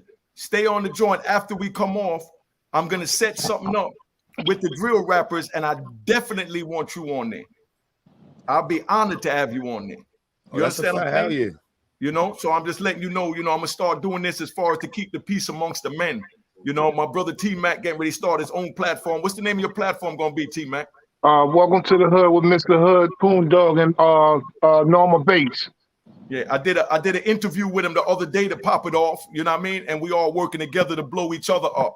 That's what my channel is about. Bringing everybody together to blow everybody up, to give everybody a voice.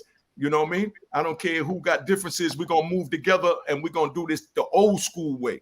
We're going to come together to get the bag. That's it. You know what I mean? Whatever else, that's what it is. Go ahead, Toe. When it comes to drill rap, right, and rap music, period, I don't blame it on the music, and I can't blame it on the music because there's a mentality. Before the drill came, there was a mentality. The kids are desensitized and they able to dehumanize you before drill rap. So then you got to first target that area. They got poor impulse control. They got no care and concern for human life. How did they get that? That's because of peer pressure. So we got to go back and dig into the peer pressures, the positive, the negative, the direct and indirect of peer pressure. So when it comes to music, that has no effect on no child's brain.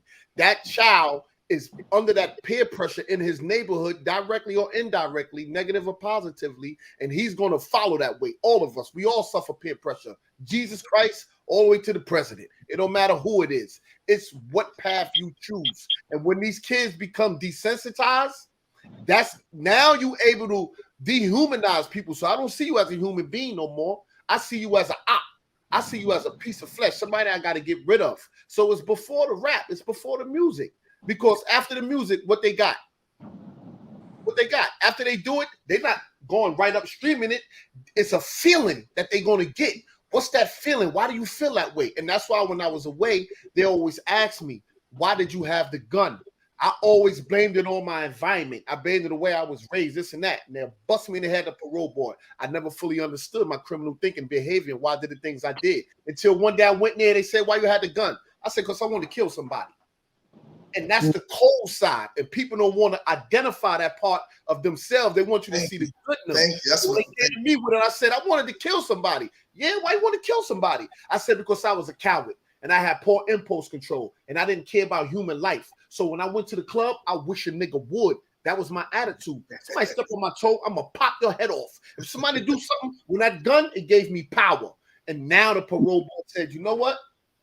When we let you go, if we let you go, that's how I was coming home. I said, damn, I learned how to study and understand my ways. So that's when I got into psychology and understanding criminal behavior, why I thought the way I thought. I'm like, damn, why am I able to get up and stab another human being? Fuck brother in all colors, just a human being. How am I able to take his life and not see him as a father, a brother, a sister, a mother?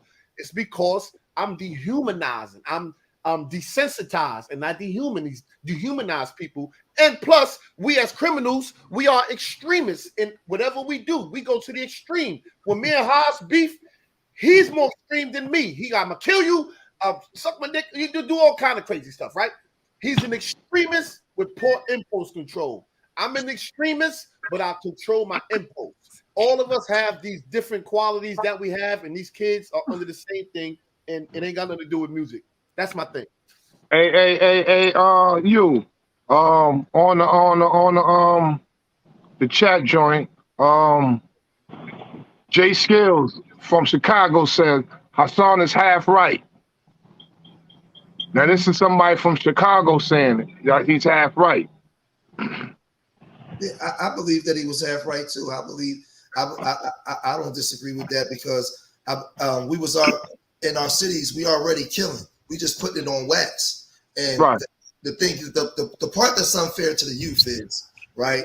Let's just think about it, right? Let's just say 30 years ago we had the internet. You watching a lot of these kids grow up in front of your face. So they're like 18, 19, 20 years old, putting everything online, making all kinds of mistakes young. If you'd have gave me the internet when I was 20 years old, ain't no telling the shit we'd have been doing. Mm-hmm. Because like I said, we young, like he talked about the poor impulse control, not fully understanding the consequences and actions, not even understanding intellectual disabilities that a lot of our children undiagnosed deal with. There's a lot of things that's going on in our communities that's not talked about. And then you give them the internet. So that's part of the agenda. That was on purpose. Shut down the labels, shut down R&B music, give these young boys the internet. These young boys that's in the street the internet, and they going to gangbang and put everything online. You think people ain't sit there and think of that? I'm sorry. Okay, you know what the difference is? I wasn't telling you to stop talking. I was just letting you know that I had something to say when you was finished. But go ahead and finish, and then let Hassan speak. All right, well, I just landed the plane there. It's just that our youth, it's our culture. And once they gave us the internet, we took what we were doing and just took it to the internet. So now we put ourselves in the hands of the agenda, and they work it the way that they want to work it. But this wouldn't work if we wasn't already doing it in the first place. That's all I'm saying. See, here's the thing, right? When people talk about the internet being in the 90s, coming from the 80s and the 70s and the 60s, you had a different type of gangster. You had discipline. When the feds start coming in the neighborhoods and snatching 10 and 20 and 30 people at a time, what they took was the structure. The blocks was more organized. No matter where you went in different states, cities, and towns, the blocks was more organized. Like, I'll give you an example. When Mack went to jail and all those dudes went to jail on Cortland Ave, that's when the killing started.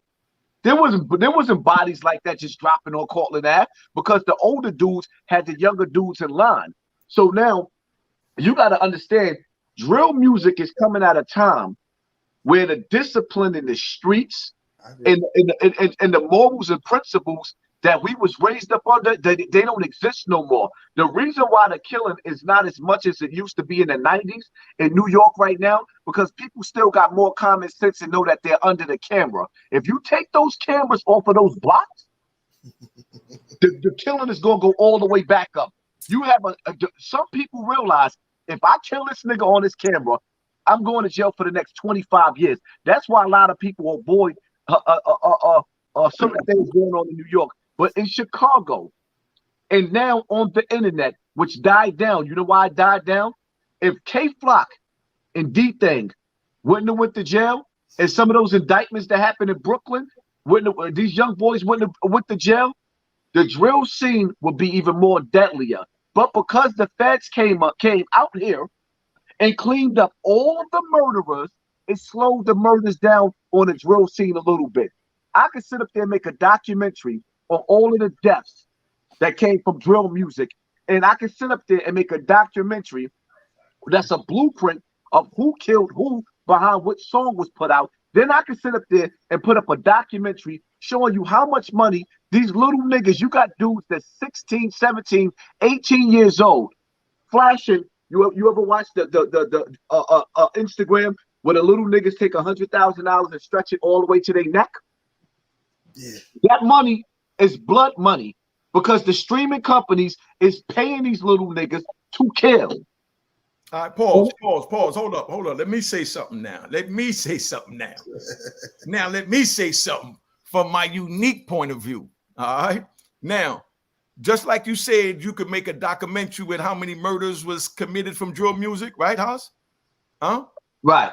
Okay. And I could make a documentary from how many murders was committed from white Hollywood and their movies.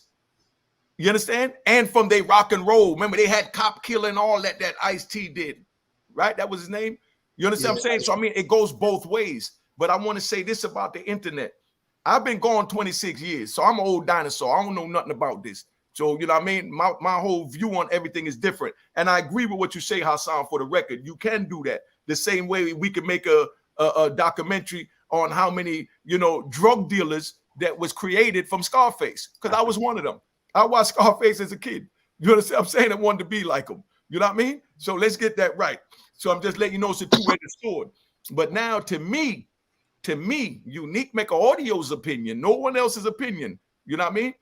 To me, social media was put out there so that the elite, rich, upper middle class, you know what I mean? Suburbans could get a glimpse into our neighborhood by us holding a camera on each other, showing the foolery that we're doing.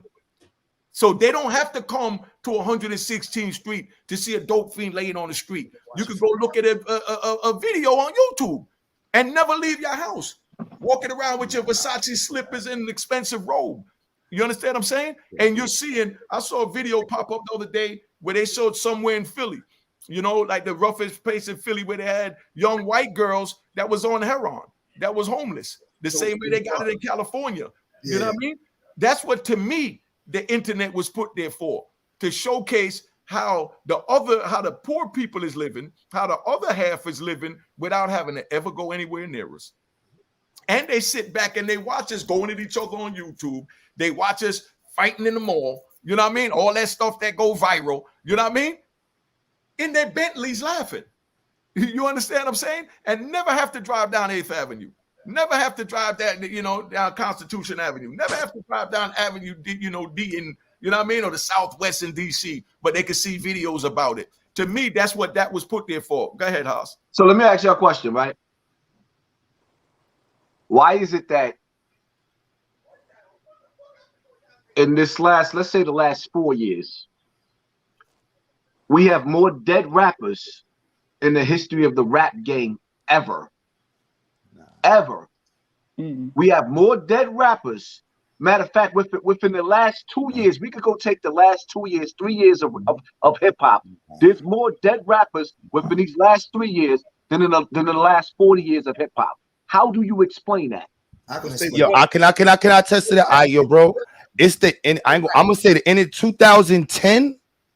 Mike Beck, G Baby. You see what I mean? I forgot who else. All in 1 week. You see what I mean? Right now, you have a lot more young boys who are in high school, who got fame in high school, and they blew up. And now we know about King Von was just out of high school 3 years. Little Durk is out of high school 5 years, 6 years. Their generation exposed us to them more. But 2010, murders was crazy in rappers.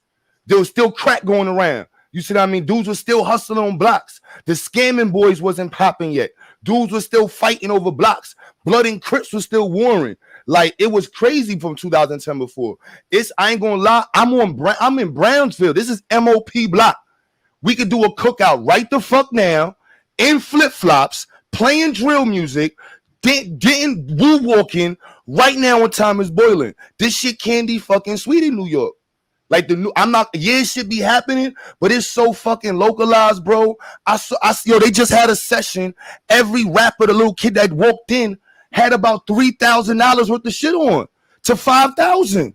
iPhone, watch, jewelry, sneakers, shit sweet.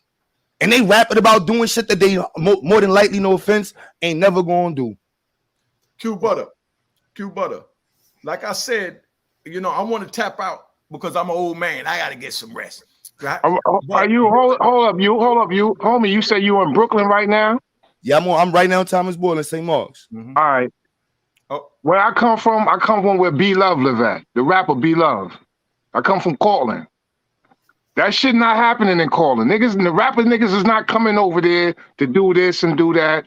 It's it's not happening, Well, the homie. Bronx is backwards. I ain't even gonna lie. No, right now, the Bronx, Right, y'all make the Bronx got a different rep in New York right now. Coming from a Brooklyn head, I'm not going right. that way to the 9-5. So I so drive through so Jersey, so B. that it's like, okay, with Huey, like me and Huey know each other for years, right? So I'm gonna put it to you like this: Huey came out with Ayo. Now if I came out with shit saying, "Hey, fuck Ayo," and then we go back and forth, that was rap. That was rap. But now when you talk about, yo, this and this and that, and this and this and that, the next thing you know, he done got stabbed or he done got stabbed. It's our culture. You're right, it's our culture. But they taking it too far. We just saying it's just going too far. Like if you're gonna rap. The same way when Biggie was going at it with Pac. They was going back to back with songs. Now it's all right, he did this. Hell no. Jimmy Henson was robbing him. Freaking the studio. I can't believe we still support those white boys who allowed them robberies to get set up, who allowed Bobby Smurber to get locked up, who allowed the feds to lick the phones. Like, come on, like we've been with the ignorance. But you know where that comes from? That came from the hip hop police. We the only culture that got a police to represent it. Rock got a police too. Now they got a police. I feel you. Now they got a police. But at the end of the day, we gotta try to show these kids something different, man. They don't know nothing different. They don't see nothing different. If we could show them better, they might can do better. You know what I'm saying? Because a lot of them kids ain't even been nowhere. You know what I'm saying? A lot of these kids in New York ain't been a great adventure. Pause. I want the young lady to speak, but just I'm gonna say this before I let you speak, young lady. What you're saying right now, T, is the same thing that went on back when we was on the street. When I got in the feds, I sat next to so many people on those government planes, handcuffed and shackled for 26 years with people from all over the country of my color that said they have never left their neighborhood, so they don't know nothing but their neighborhood. Right.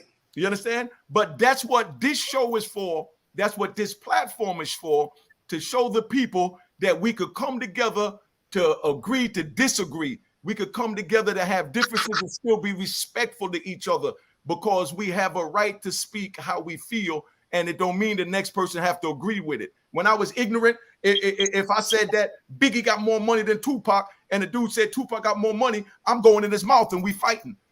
That was ignorance because I couldn't articulate myself. So that's what's happening with a lot of the youth now.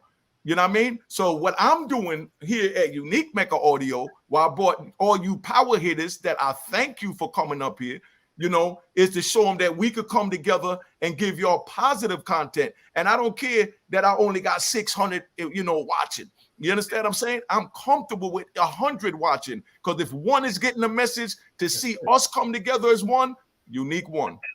You know what I mean? Now go ahead, Ashley. Excuse me for that. Well, you know, I thank you for bringing me up, and to all you brothers, I just want to know, because, like you said, it's a lot of agree to disagree about the drill music and the '90s music, hip hop, and everything. But it's what we're seeing is a cycle at the end of the day, right? It's the same cycle with every generation. It starts over again. So how can we stop that cycle with you young men? Because we talking about prison, right? Because at the end of the day, that's what it's gonna lead to. The music got the drugs in it, the music got the killing in it. What are we going to do? What is the solution to it? Because NWA was talking about blowing somebody's head off. Tupac wanted to blow somebody's head off. Biggie then was talking about drugs. Cam, them, Dipset, it don't matter, the Ghetto Boys, everybody, you know, from all over. Gangsta Nip down there. That's we were all one culture. But every generation we're seeing a cycle. Where does the cycle end? What do we got to do? That's what we're not getting to. We're not getting to a solution here.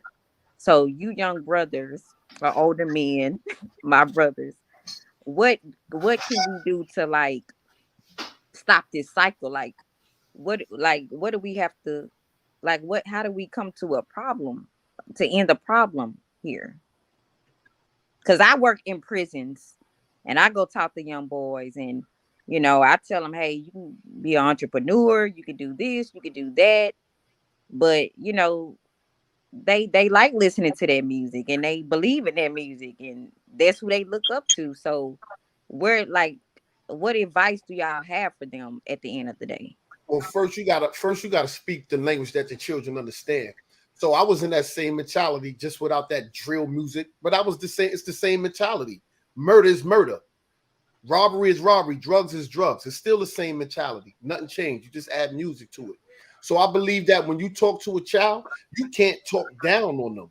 You got to talk about the qualities that they have within themselves. So when it comes to me, that mentality, and that's what I you do. tell me about all my good qualities and all the good things I could become and everything, because a lot of us is growing up in broken homes, no fathers and no one to help guide us. So I believe that it's going to take us as a community to come together and not bash the kid on what they're doing wrong, not keep coming up here, y'all little niggas is this and y'all doing that, opposed to telling them about the good qualities that they have and what they can become. You can become the next Jay-Z outside of being the drill rapper. And not rapping, but a businessman, a mogul. You can become Kanye West. You can become that outside of all of the rapping. But it's going to take this. What is that? What I just expressed before. You got to learn to control your impulse. Somebody, yo, this dude said he's going to do that. What? That's the first thing we're ready to do. Pop off. Let's pop off. We don't have no impulse control. Like I said, we dehumanize all these other different things that I expressed. So you got to start teaching these kids in the classroom, in the school setting, make the curriculum about the murder and everything that's going on. That's not being taught in the schools. We got to speak about that in the schools instead of hearing about it on the news. These kids today, you know what they care about? Killing something and seeing it on the news. And then they go to their man right now. Yo, you see, nah, my man made the news. Your man might have shot him, but my niggas is on the news. You stupid. And everybody trying to come up over somebody to make it worse. Same thing in the federal penitentiary.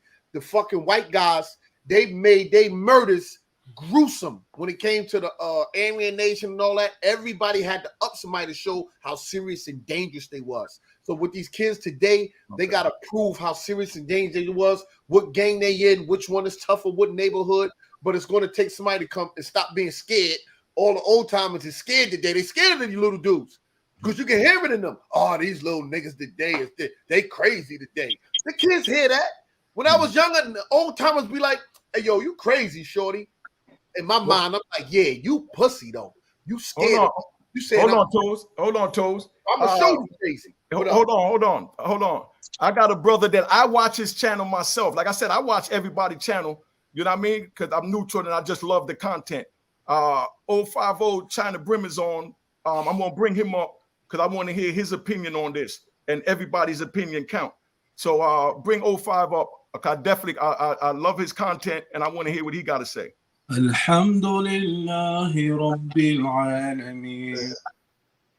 Ar-Rahman Ar-Rahim. China Brim, you on, family? That's a hacker, boy. Now you got to check him before. That was a hacker. Oh, okay. Okay, because I would love to have China Brim up here because I love his content. I watch him, so whoever know him, let him know. You know what I mean? I want to bring all the good brothers up here with good content that I feel is good content, and we're going to move from there. But like I said, we've been on here, and we're going to do this drill thing. Q Butter, you got my number from the other night, right? Yeah. All right, call me when we get off, and we're going to set up where we could talk tomorrow, and we're going to get, the drill rappers up here, and any one of these brothers that want to come back. This joint was real peaceful, and like I said, you know what I mean? This joint, I'm promoting everybody's thing. St. Laz is a rapper. Yeah? Okay, that's what I'm saying. So, everybody on here is reputable, and I love what they're doing. You know what I mean?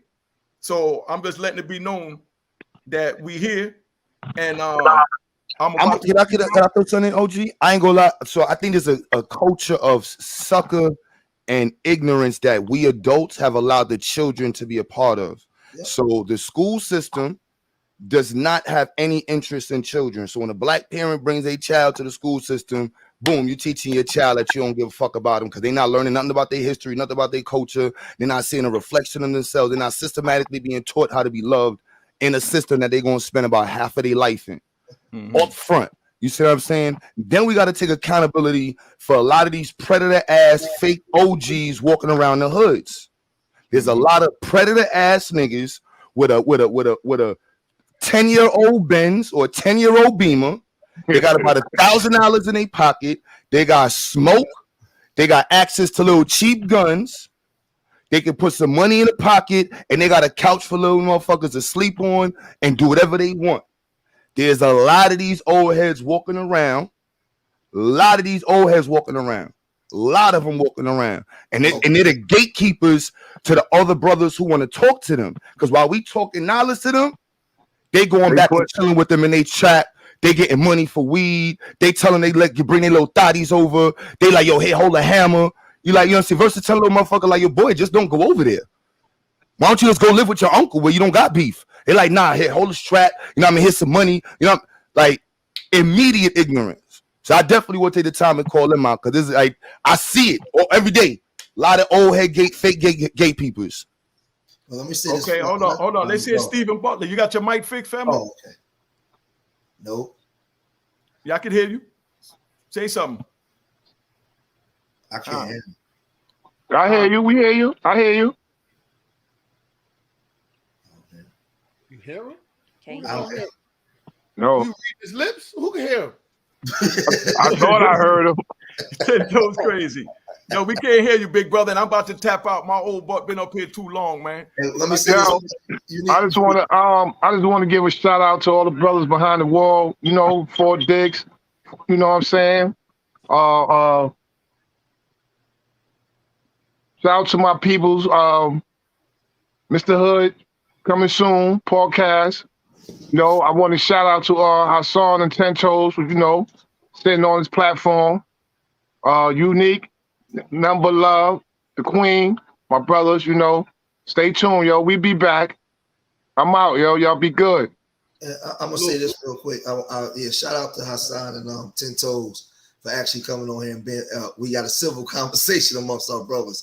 I'll just say this, you know, with my organization, we in the streets, man, in Philly, and it's bad, right? But I always say on my channel, until black men start loving each other again, I don't even take the women out the equation for me. Until black men start wanting for their brother what they want for themselves, we start actually loving each other. None of our communities will ever be safe until we actually want to build with our brothers and want to see each other come up.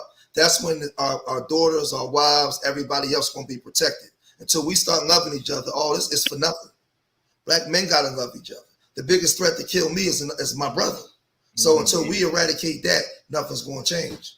Mm-hmm. And I want to say this, and I'm gonna get off Unique because I know you got to go to bed. Right. But it's just like what my brother said. Like, we need our men. I'm speaking from a woman's perspective. We need the black men. You know, I know the other races. They in their homes. They with their wives and their kids. We need our black men, and that's how we become stronger as families. And that's the truth. And for so many generations. Not so many generations, but we could say the last, 30, 40 years, we have not seen that in our homes. And it's failing us. It fails the black woman. It fails that little black boy. It fails that little black girl. You know, so we need y'all to come together and do whatever it is y'all do as black men. Like the brother just said, like, love one another. It's okay to love and lift each other up. It's okay. But I would love to come back and speak with you, Unique. I've been following you a while now. I'm glad you're home.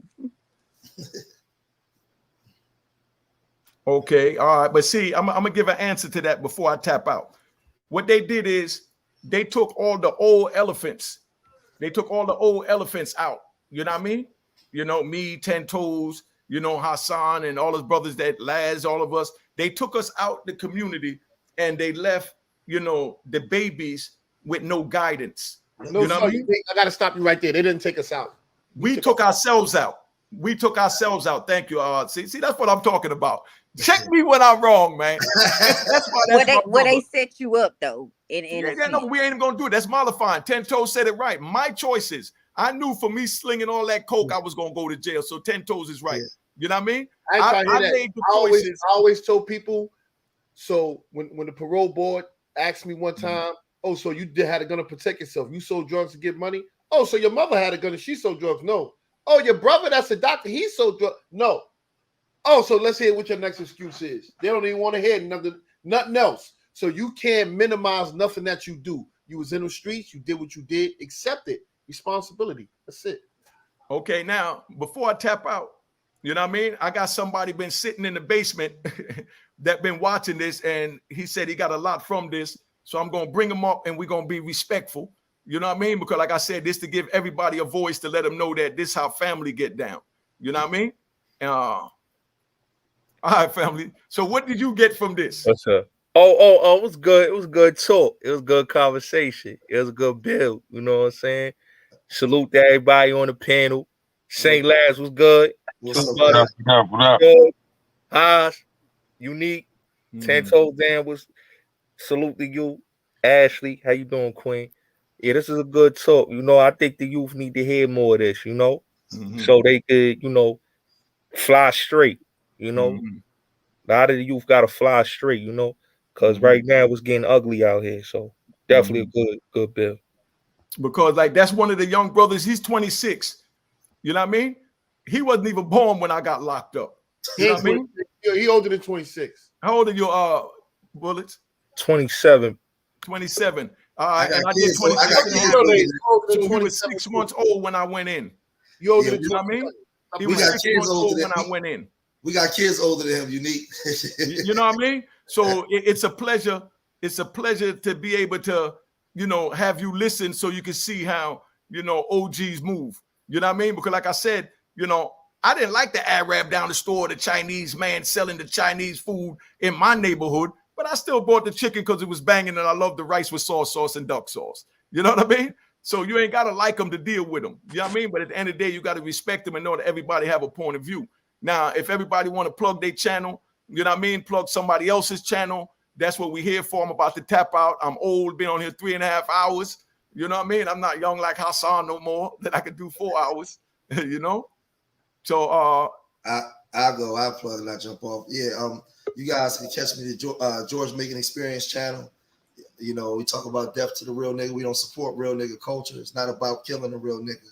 It's about killing that real nigga consciousness. I got a family channel, been married 18 years from the street. I mean, like 10 Toes said, I made a choice. If a dude like me can be married for 18 years, I'm not trying to hear none of that shit from y'all dudes. I chose my children over the streets a long time ago. So like I said, you know, my channel's a family channel and you know, we get it in over there. Okay, what's this? A moment of silence? What's going on? Am I hearing nothing? This is getting spiritual. Yo, 10, son. My mic was off. See, first of all, y'all tell me I talk too much, then you tell me I ain't talking loud enough. Hey, no, we was about to make prayer. Let me say my thing and I'm out of here because I was about to start praying. Now, 1 second. Oh, okay. Now somebody was coming in and I wanted y'all to tell me if that's who he said he was. But you know what I mean? Like I said, this channel, man, I'm here to try and bring everybody together, you know what I mean? So that we can have good content like this because everybody, my mic is mute. Are you good? If you closing out, how you still bringing people in? No, he's not coming in. He popped out. If somebody kept saying that, if somebody, so y'all know, if somebody kept saying he was 050 China Brim, I brought him up because but he wasn't in the screen. But I watched his content, so I definitely wanted to hear his opinion as well. You understand what I'm saying? To see where he's at as far as to give the youth a message, you know, here on my platform. So they popped out. So that's why, you know, I said no. You know what I mean? So I was going to mute them and bring them up so y'all can tell me who it is. 10 Toes Down. Talk back to me. Get in my comment section. Y'all know what it is. Alhamdulillah. Here you go. Who's that? That's him? Okay. But what he playing though? Why you playing that? He got that. Yo, let me get a turkey, bacon, egg, and cheese music, boy. Yo, homie. I watch your content. I'm watching content and I love it. I'm about to go to bed. We're going to do it another time. Unique, I'm going to be coming to Harlem. I want to meet up with you. I want to coordinate with you. So thank you for having me. You're welcome. I'm very active in Houston, so I'd love for you to come down here too. We'll definitely make it happen. I want to thank everybody for coming, man. It was highly respected. And like I said, you know what I mean? Everybody's welcome. We're just going to keep it peace because we're definitely trying to reach the youth. And I think we did once we air this. All right. Yeah, Okay. All right, in fact, appreciate everybody for coming through. All right, salute, Unique, Haas, Salute. Last, Q Butter. Peace, Hey, peace. yo, salute, salute. All right. Peace. Peace. Oh, let me end it. Peace.